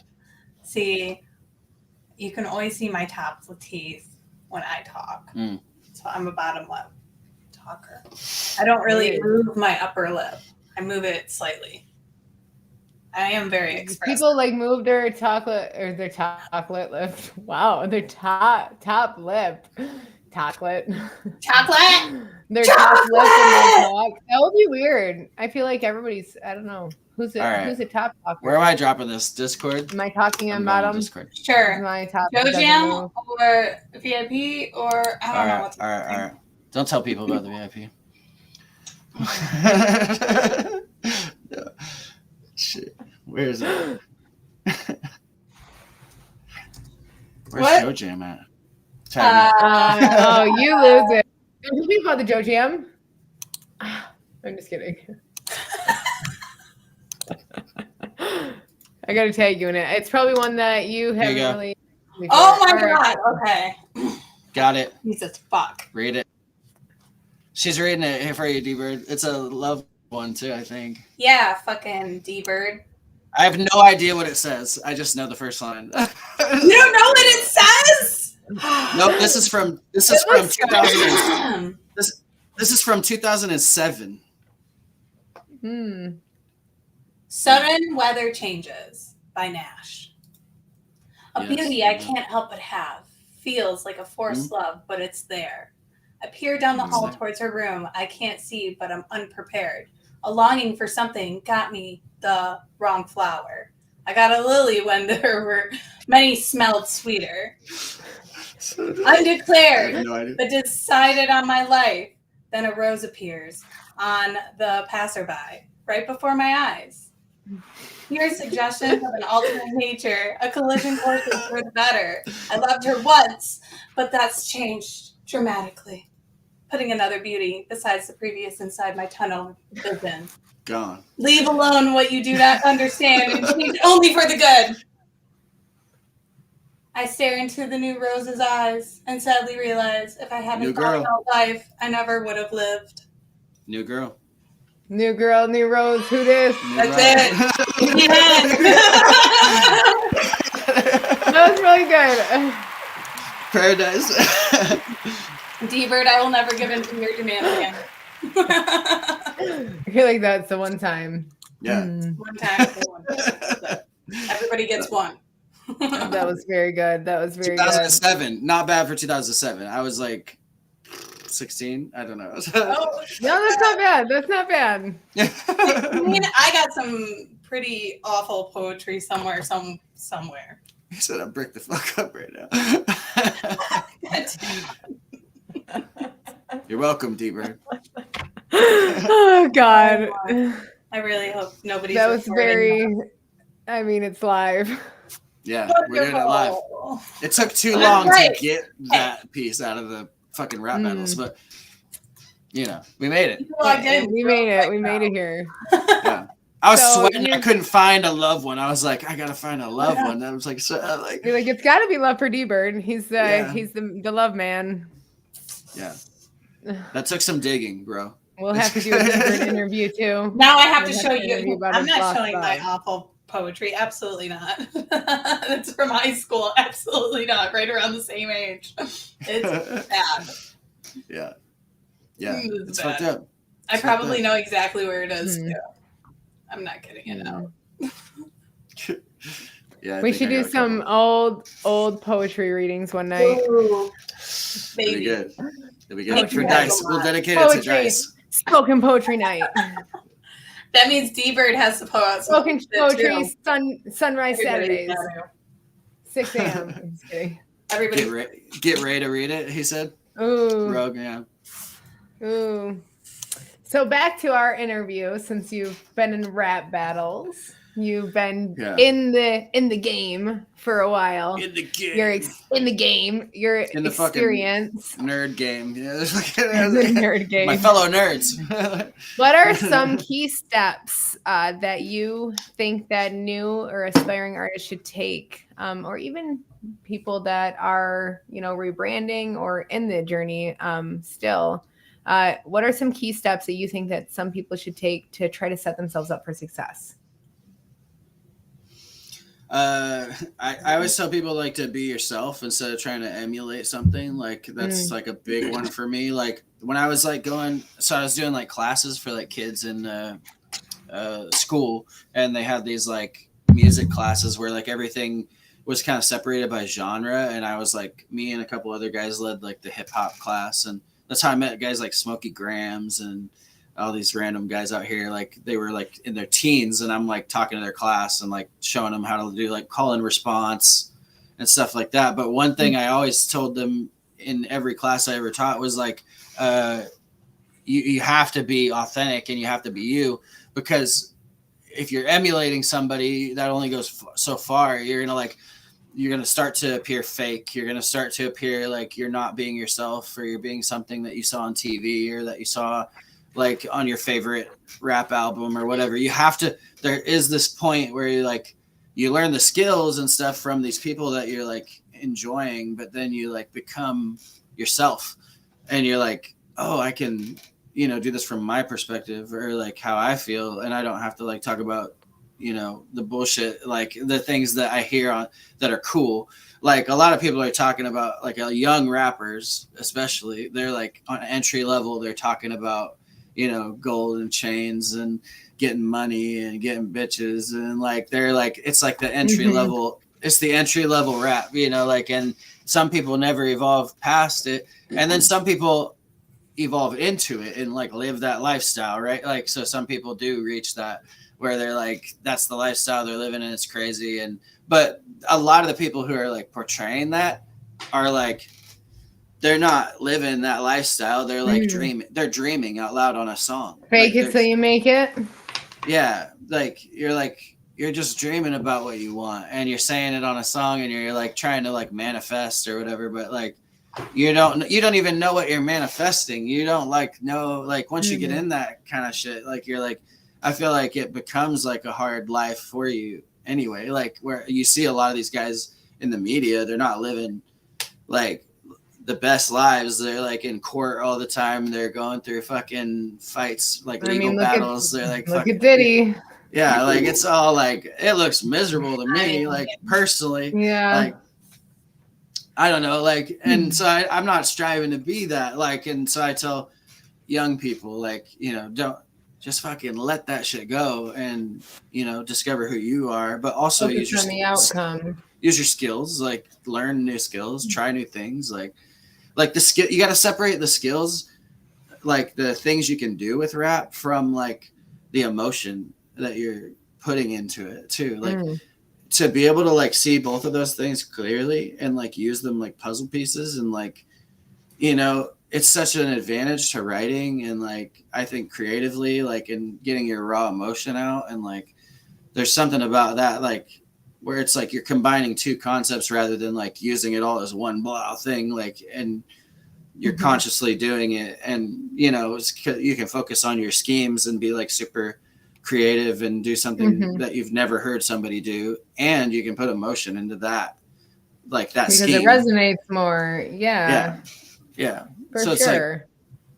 like, I don't know, there's a lot of different technique and detail you can go into, like, and that's just the writing and just the putting your energy into the song, like that's not talking about recording and like actually having the mic and what's the best practice to record and what you know, whoever, like, like that's all other shit. And then engineering is a whole other level. And you need a community sometimes. Like if you can't do all this shit, you do have to have a village.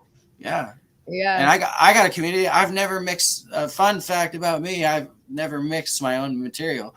Like I've never mixed a single song I've done other than like my first like album. Like my first album, I like tried to mix it and stack a bunch of vocals and it sounded like shit. It sounds staticky and chaotic, and I still put it out there and was like, whatever. And then after that, I met an engineer and I'm like, oh, okay. Like that's how it's supposed to sound. Like, what the fuck? Like, and I skipped like learning that stuff and was like, I can always just have a guy like, and I like the community aspect of it too. So it's like putting that in someone who cares about its hands. Like I don't necessarily care as much about the mix as the guy mixing it. So it's like, finding someone to care about your song as much as you do. Yeah. It's part of it. It's like, it's weird. It's weird. There's like, I could tell you all kinds of stuff about it, but it's like, there's a lot I would tell. That's the base stuff I tell kids or like for people advice. Like getting into it. Yeah. Well, you can what never are some run out of like being genuinely you. You run out of imitating other people, which is good that you're telling the kids that. Yeah. I mean, I feel like it's important because they are like sponges and they're soaking up like all these things. Like they want to be podcasters and fucking YouTubers and like they want to be artists and they want to be like, we almost have too many. Like there's like 60,000 plus songs uploaded a day on distribution. Like we're talking about everybody's doing art right now, you know, like, and we're in a world where it's like super oversaturated and like, so you really got to stand AI too on top of it now. Yeah. You need to create a new genre. Yeah. You got to do things like that people haven't done or like, and that's hard. And like, you got to hit nerves that people haven't hit or have a unique voice. That's why you should be yourself. You have to be unique. Yeah. And because being you can see through not being you. You're more likely to resonate with people if you're being real about who you are, because there's a lot of people going through the same shit you're going through, and there's a lot of people like you kind of discover that when you go through shit. It's like I say, like it's like buying a new car and you see everybody driving that fucking car. Emotions are that way too. You like, if you're going through like a divorce, you're going to see, oh, there's a bunch of other people going through a divorce over here. If your dad's passing away, like if your dad's passing away, I get a lot of people hit me up who their dad already passed away. Well, because I was transparent and put that kind of stuff out there, and they hit me up and they're like talking to me about how they felt through that process and what to expect kind of thing, almost like people trying to prepare me for it sometimes. They're like, and I don't listen to everybody and everything they say, and I don't need to ride their negative emotions into my own situation. But it's like, you know, you get a lot of that. Like, I feel like people got to be transparent in a way where it's like, show yourself, you know, like, and then a lot of people are going to hit you up and they're going to be like, I'm going through that too, or I've been through that. Like, and fuck, dude, you're like, okay. So there's whole books written on, you know, your mom or your dad passing, or like, there's people that have literally like written a book about it because they obsessed over it after their person died, you know, like, and they wanted other people to like feel, you know, how they felt. And there's a lot of that going on in the world with everything. Literally, that's the extreme, right? Like, because my dad's passed away and all that stuff. But like, when you're looking at everything, it's like that. Like, no matter what. So you can get hijacked. Your brain can get hijacked by other people's bullshit, and you're not you.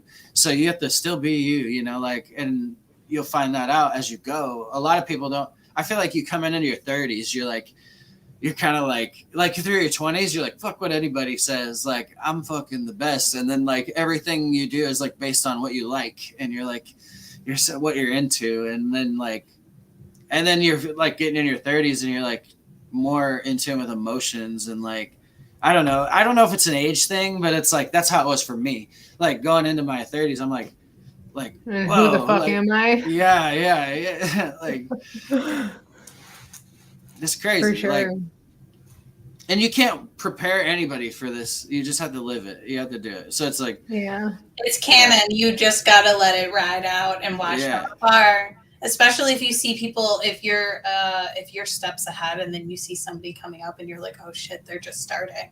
Yeah, they're doing what I was just doing. You're like, that's how it was with my divorce, running into people that are just starting it when I'm finishing it, and people that are just finishing it. And you know what? Both angles helped me get through it.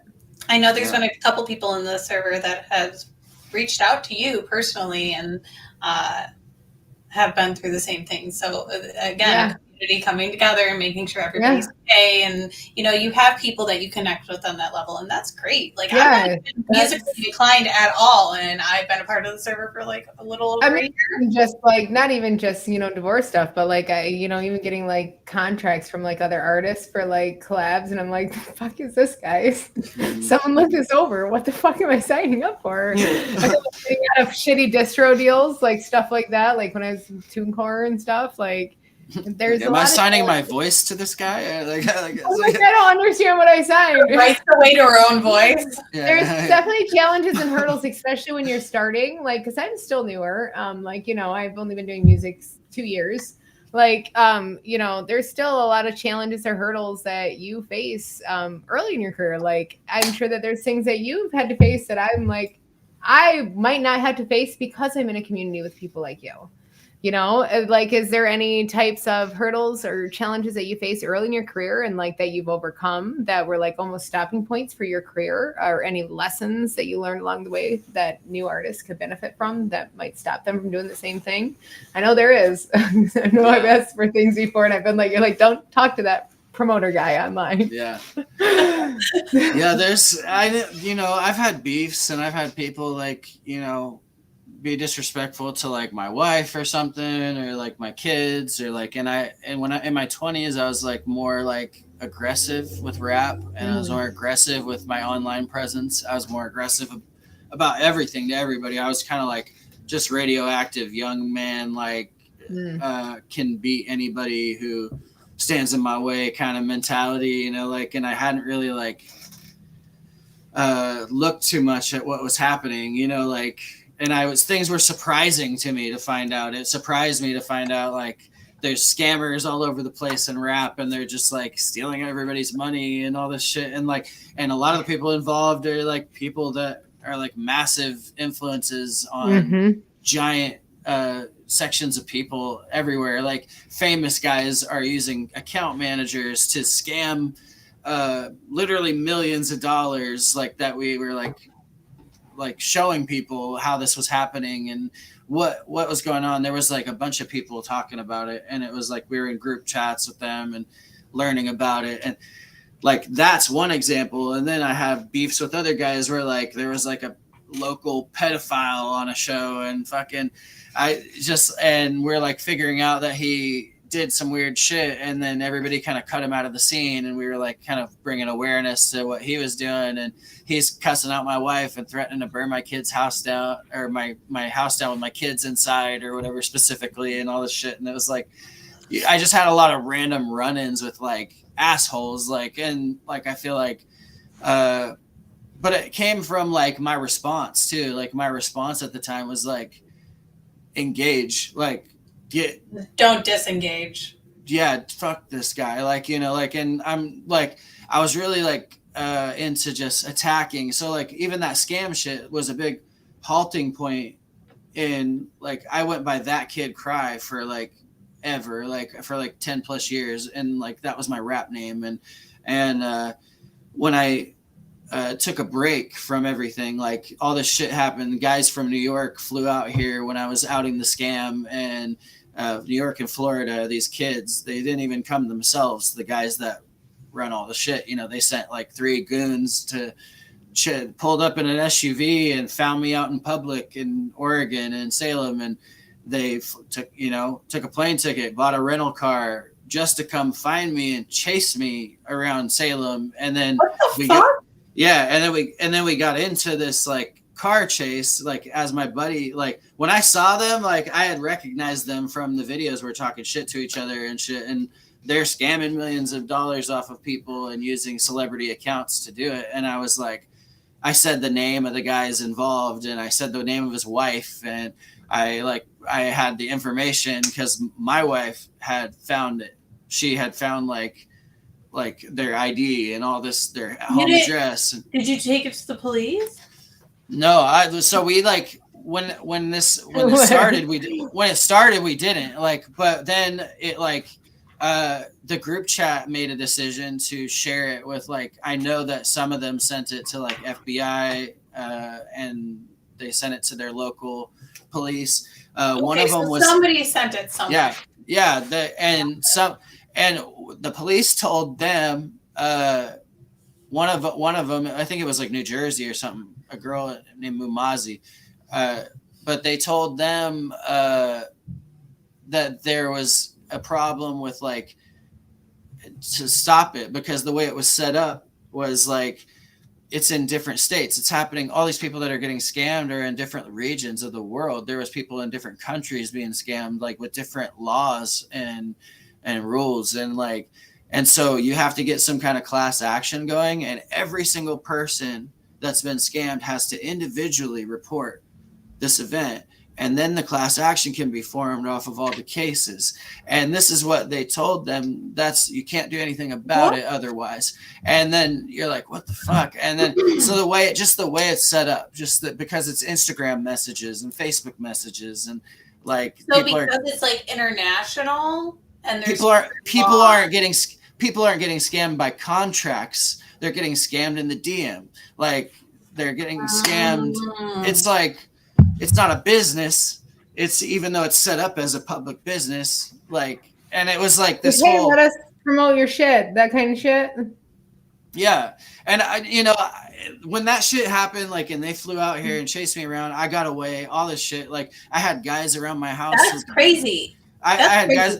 Well, while they're chasing me in traffic, I'm calling my wife and I'm like, hey, I don't know if there's more of them. You need to protect the house. Like I'm sending people, like she calls my buddy. He brought a couple people with guns. Like I call my other buddy. He starts doing a perimeter control around my house with like, he's got his AR, and fucking, we're just like, we're ready for him because we didn't know what was going to happen, like, and we were just like, and then like when I got home to my kids, like yeah, it's crazy. when I got home to my kids. Did you call the cops at that point? It was like, dude, there has to be video of this somewhere. No, I went and got,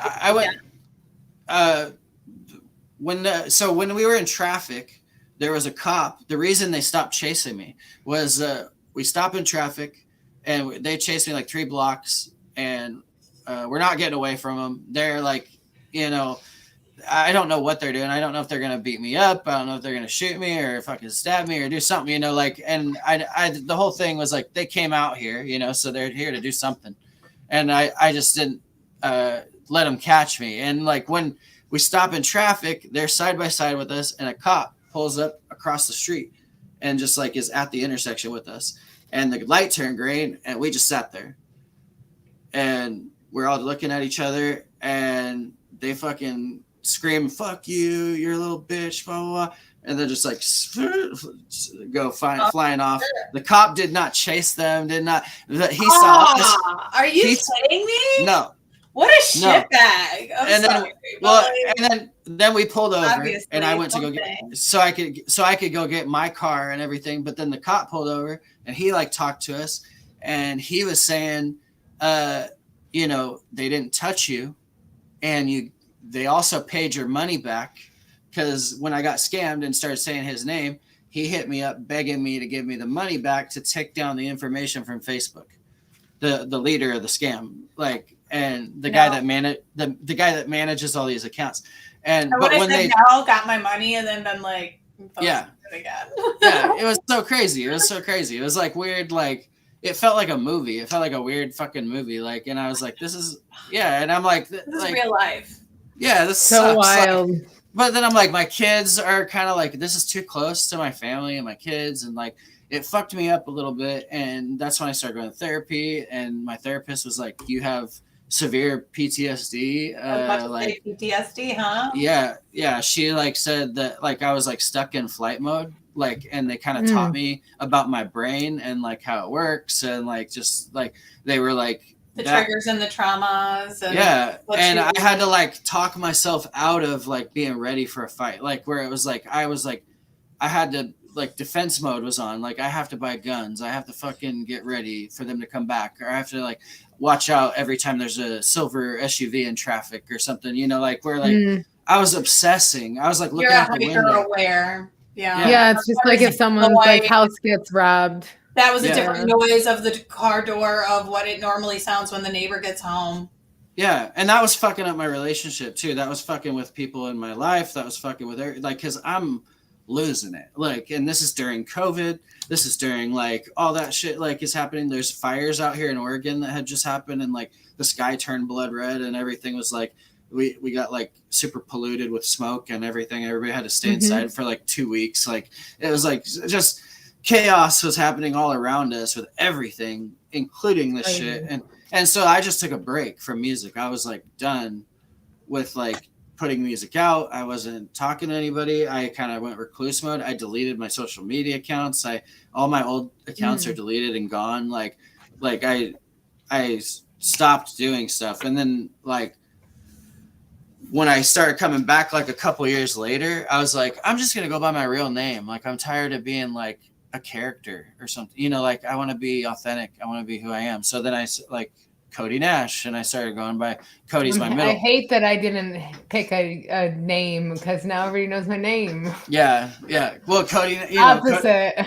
Cody's my middle name, and so everybody that called me like my first name and like that kid cry all the time, like now they're like pissed off at me. They're like, why'd you change it? Like, and it's like I just wanted to be more me than I was before, and I felt like that was a level up, like, so, and people like try to like say I changed my name because I didn't want them to find me. I'm like, you dumbass. Like, why would I change my name to my real name if I didn't want them to find me? They know my real name. Like they had all that.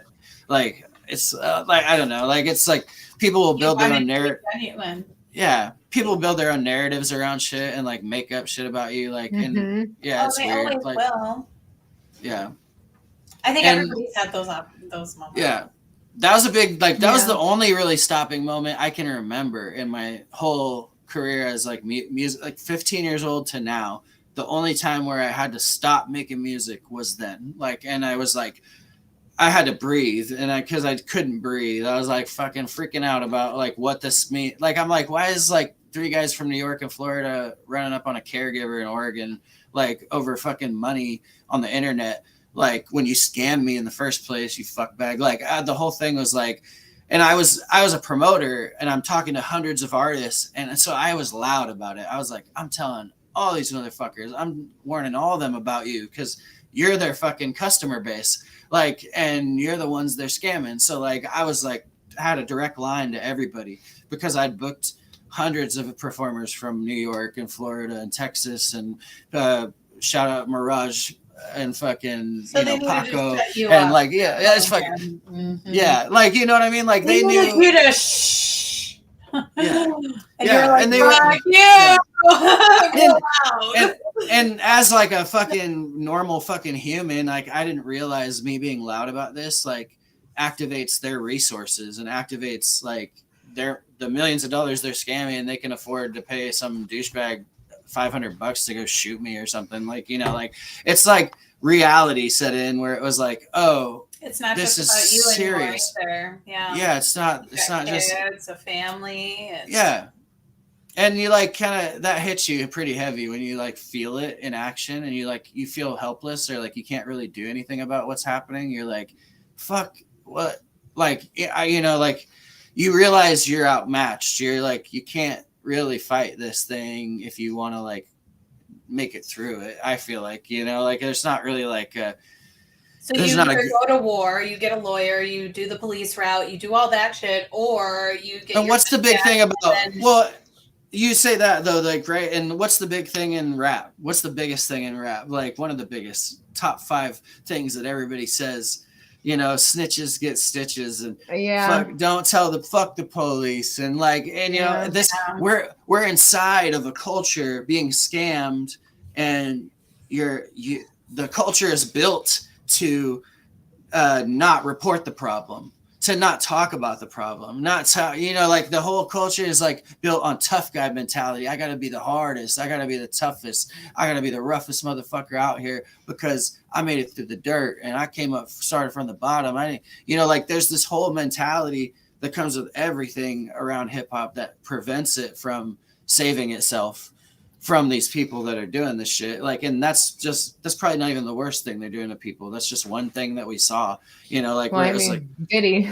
Yeah, like, and why they got away with it until you spoke up, because people aren't going to tell others that like they got scammed, because then it's like weakness. But at the same time, I think with this new generation of people coming into the game and everything, I also believe that like more softness is coming into it with it. It's not as it's so weird, because it's like, it's so counterproductive to a hip hop head to be soft, to be like, and they don't want to be vulnerable or tell people about their mistakes or what they did wrong, or like be a better person. Like, that's not what they're about. Like, it's not what it's like. It's not the message. Like, it's the overall message, like, has been fucked up and messed up for quite some time. So it's like, you got all these like white dudes acting super hard, wearing gold chains and tank tops and white beaters, like trying to be like old school Eminem, or trying to be like literally trying to be Tupac from the 90s. And good fucking luck. Like, the world's completely fucking different. It's like completely. But these people that I'm talking about are like trapped in a hip hop capsule. You know, they're like mentally stuck in the brainwash that they got in the first place. Like, and like, I feel like this shit is like, there's also like, you know, there's a real aspect to it. There's really gangsters. There's really people growing up in hoods and fucking slums. And like, so there's like, you also have people like your Nipsey Hussles and your, you know, your Mores and your fucking, these people that are like what the YNW Melly shit that's in the Young Thug shit that's in the news, you know, like there's hard people still, and they're coming from hard places. Like I watched that XXX documentary. He, like, a lot of people think he's just like this crazy abusive, like, you know, kid who fucking, you know, is a womanizer and shit. And that shit was true. But also he's like this kid that grew up early, and he's like a teenager that was fucked up, and he like started making music that resonated with a bunch of other teenagers that are fucked up, and they all made music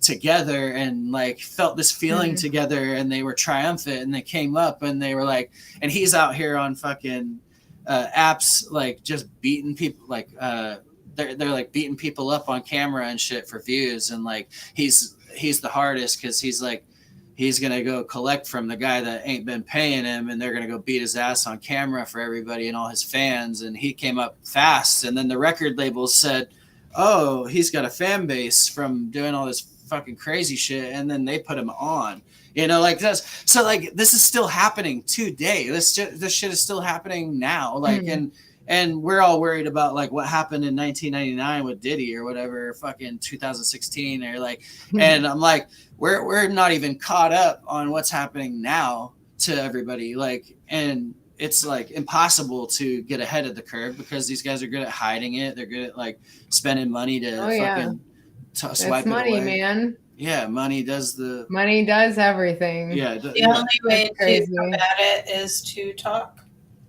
Yeah, you just talk about it. Yeah, like, and I feel like people who talk about it like get silenced, or people try to shut you up, or get hurt, or it doesn't even reach anybody. 20 people watch this video or something, you know, like, but whatever. Yeah. Like it's like some people don't even care. They're like, yeah, you got scammed because you're an idiot. You got scammed because you're a dumbass. Like, that's how people talk to you. They talk to you like you deserve that. Like which makes you not want to speak up about anything like that. It makes you get a lot of that shit. Nobody deserves it. Nobody. No, there's people out there who, like, you know, you got finessed. It's cool to tell someone they got finessed. You know, like, that's a big thing in the culture where, like, you know, you got yourself finessed. You shouldn't have got finessed. You should have fucking been on your toes. You should have been smarter. You should have been more street smart, you know, and that's it's cool to talk that way, and that's cool to be that way. And people, that's part of the tough guy act. That's part of the egomaniacal bullshit that's going on. That's like, it's still all the same parts of the culture that we're talking about. Like, it's not separated. And this tough guy shit is an excuse not to care. It's an excuse to be like, oh, let them get fucked. It's not my problem until it's your problem. Like, and then once your problem, you're going to be bitching about it. You're going to be bitching about why is nobody helping me? Why has nobody got my back on this? Why does nobody want to fucking be loud about this with me or something? You know, like, you get bitter. You get bitter about it. You're like, what the fuck? Like, and yeah, it sucks being the person to like say the thing. Like, you're like, no, I don't want to do that. Like, now I realize that, but like before, I was like, fuck yeah, let's kill these guys. You know, like, this is crazy. Like, metaphorically though, because I'm not violent. Like, you know, but it's like, no, it's fucked. I don't know. You can kill them with words in other ways, I believe. Like, I think that's where like the music aspect comes in for you, because you realize you can't go all out. You can't get physical. You have a family. You have kids. You have a bigger responsibilities than just yourself now. So. A way to, if people are coming at you, especially like in the community or in the even the local community, is a way for you is music, which is a good alternative, I think. Yeah, it's great. It's like, well, it's like I've given these guys' like addresses and shit to other people in case something happens to me or something. I've given these guys' like information to other people. That's crazy. Like, yeah, like, where it's like I was like worried that they would do something later, and I'm like, you need to know that these are the guys. Like, and you know, like, and like I've had like things like that set up with some friends and family, like, where it's like, and like, where it's like I felt worried for my life for a little bit, whereas like, okay, like, I need to have fail safes for this. Like, and then there's times where like I'm feeling alone or fucking upset or something. I'm like, I have these guys' address, you know, where you're like, you're feeling kind of kamikaze. You're feeling like I could just get rid of this problem, or I just go try and fucking do something about it. Like, you get kind of crazy thoughts about it. Like, you're just trying to think of solutions though. You're like, how do you stop it? And safe because you're constantly in that fight mode. Your brain has not switched off from that fight mode, and it's, you know, the 4 or, you know, fight, flight, it's like fawn and freeze. Those are the 4. I didn't freeze. I ran my ass off. I wasn't even working out yet. I got away from 3 guys from New York. So, you know, just let it be known that guys from Oregon are faster than guys from New York. Like, You ran your ass off to get away from New York. No, I was just kidding. But 5. Seriously, No. though. No, that's not a challenge, Wild. you know. But whatever. He's like, bring smoke. I run faster now. No. Yeah, 6 miles, 7 miles. Yeah, 6.5 6.5 miles today, Yeah. baby. 1 6.5 hour. miles. That's awesome. I'm so proud of you for that. That's awesome. Nikki's gonna be going to the gym tomorrow morning. You wait. I need to. Well, it's getting late. It's almost 11 Good. here. I know that Oh, it's shit. probably a little bit late. Not really Pacific time, I don't think. But I guess last final thing. We didn't talk about Synopsis. aliens or nothing. you We know, didn't. Well, we could do conspiracy hours. We have a lot of Mondays. Shit. See? Yep. The next one you jump on, we'll just cue it right up. Yeah. We'll jump from everything. We can play some of your music, your conspiracy music in the background too. But Music? so Oh yeah, the Bohemian yeah, Grove. you're behind. Yep, you're behind. I love that song. So 3 key points, 3 points of advice, or even something that like an artist would, come back to when they feel like overwhelmed or anything. Three things, maybe round out the show with that. 3 things for any artist, an artist toolkit to keep in your pocket. Like if you're overwhelmed, like you can't think Yeah. of If you something don't know right, how or- to continue on, or if you Writer's block. Yeah, if you're stuck, if you're I think, like- overwhelmed, if you are anything to stay motivated and focused and reminded that like this is what you chose. like I would remind yourself to have patience with yourself, like, and that there's no timeline, and the timeline is yours to create. Like where like there's like, I think people work better under pressure sometimes. Like I know I do. Like when I have like a timeline, like someone's like, I need this done by this date. Like I'm getting it done by that date. Like because I've got some like things set in front of me and a goal. But like, so yeah, I work better under pressure like that. But also like to be patient enough to understand like I can't do this right now, or like, and be okay with that. Like I see a lot of artists like when they're doing hard in like when things are going hard in their life and things are like fucked up all around them, like, and it has nothing to do with their music, like they look at the one thing they have left, their music, that makes them happy, and they make a decision like, I gotta quit, I gotta let it go, like, and they start thinking about like they're guilty for having this good thing, in their life. They're like, because I have all these other things I need to focus on, and I need to get this done, or I need to be there for somebody, or I need to fix my life, or I need to, like whatever it is, like it distracts you and it makes you feel like shit, like to just sit there and focus on it. Like if you sit there and just like give it all your attention, but like, and it's going to make you go kamikaze. Like, so have the patience with yourself and like, know that like, you don't have to just wipe everything off the table because you're feeling shitty. You don't have to like just kick, like that's some crazy shit. Like, I feel like a lot of people do that though. They're like, yeah, like I could easily do that. I could be like, yeah, They go my dad's late. yeah, I could be like, my dad's dying right now. Like I'm getting a divorce. Like literally I'm going through these things right now. And like, I'm struggling. I'm like $270 overdrafted right now. I'm a broke piece of shit right now. You know what I mean? Like I'm fucking like, it's hard right now, but I'm You're still going like, through it. yeah, I'm smiling. I'm still here. Like I'm talking to my friends. I'm doing what I can. Yeah. Like You're still doing shows. Yeah, I'm doing. I got a show this Thursday in Eugene, and I'm gonna go down there. It's a cool stage, and like I'm excited for that. Like I have things to look forward to. I'm gonna pick up my kids a couple days this week from school and hang out with them. Like I have that to look forward to. Like I work out every day. I like my workouts now. So like before, when it starts, you don't like your workouts. You're like, fuck this. This sucks. Don't fall off it because it's really Yeah. hard to get back on the train. I'm telling you, Yeah. I haven't worked out in a month.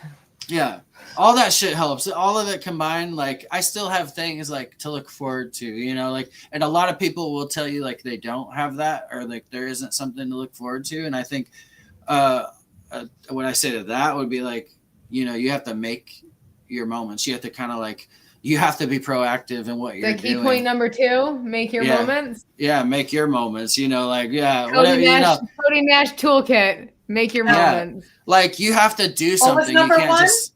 Oh, Yeah. you did patience. Patience. Make your yeah. moments. Yeah, patience, make your moments. Like, yeah, and I say make your moments because you really gotta like be proactive. You gotta tell you gotta tell people what you want. You gotta do the things you want to do instead of just expect them to come to you or like just sit there and do the same thing over and over every day, expecting some other result than what you've been getting. Like, I feel like you do have to like the definition of insanity. Yeah, that shit. Like, yeah, like you have to, you have to expect to like do something about your life if you want to see it change or to get out of that slump you're in, whether it's creative slump or whatever. Like, I feel like I get into like, and number 3, I'll say just write through it because writing through it is like, it's this therapeutic exercise. Write even if you don't want to. Like I write all the time. I write every day. It's like a muscle. I have to exercise it. I work out when I don't want to. I lift when I don't want to. Like I go and work at my day job to make money and I don't want to. You know, like I want to do something else. Want to do it. Right. Like so like also, you know, you have to do you and you have to like actually do the thing and I don't know. Actually get up and do the thing. So self-discipline. Yeah, self-discipline to speak against your inner bitch, your inner like fucking your inner bitch. Yeah, your inner bitch. Number 4. Yeah. What is it? Don't listen to your inner bitch. Yeah. Those are great. Inner bitch. Yeah. Shut that motherfucker up. All right. On the back. Little writing. From Nash's toolkit to close out the show, give you something to carry around with you all week. And it probably can afford to be carried for everything in life. Have patience, make your moments, write through it. If you feel something, write through it. Write through it. Like and, if you write through don't listen to your inner bitch. You'll come what, Nash? You'll come what? Wise words. I was saying if you write through it, like I feel like you'll still come up with something. And like I've written things like against my will that like I perform them now for lots of people and they sing along with those songs. And like they're songs that I didn't really think were gonna like do anything. Like, and so like when I have crowds out here, like I'm, you know, they're singing the words and they know them. And like, I wouldn't have that with that. I wouldn't have that with that fucking song if I didn't just write just against my will and like tell myself like, fuck that. Like cause I set aside time to write every day and I'm like, you got to exercise that shit and like make it work. And like anything, like they talk about like the Mamba mentality and Michael Jordan being obsessed with basketball or whatever. And like, you know, you hear about it all the time in like sports. So why isn't it the same with your art or with a skill or like, you know, like I feel like you got to obsess over the thing you love. Like, and if you don't like, it doesn't even feel good. Like you have to obsess over it to feel good about it. You're like, this is what makes me happy, you know? So, it's fucking crazy. Yeah. I know you obsess over it. I know you like, you're thinking about the writing in a deep way. You're the type of person like, over analyzing every part of your writing and how you deliver it and like I'm gonna say it 12 different ways and like now I can't decide on which of the 12 ways is the best. Like it's like my brain. Yeah, you're like that. Yeah. I write a song 6 different ways before and then write it a 7th, and that's the song that comes out. Yeah, but you can see easy that you love it. You love it, and you like you wouldn't obsess over it this way if you didn't love it. You wouldn't care how it lines up or whatever. Like key point number 5: if you obsess over something, you love it. Yeah. With anything in life, I just keep talking. I can run my mouth. Follow your obsessions, but not to a stalker point. Goddamn. Yeah, we turn this shit into a self-help thing, so it's all you guys. Like now you take that information and you make yourself do better. Yeah. That's for dice. Yeah. If he's Rogue, if you want to come back up for the outro, you can. Hi.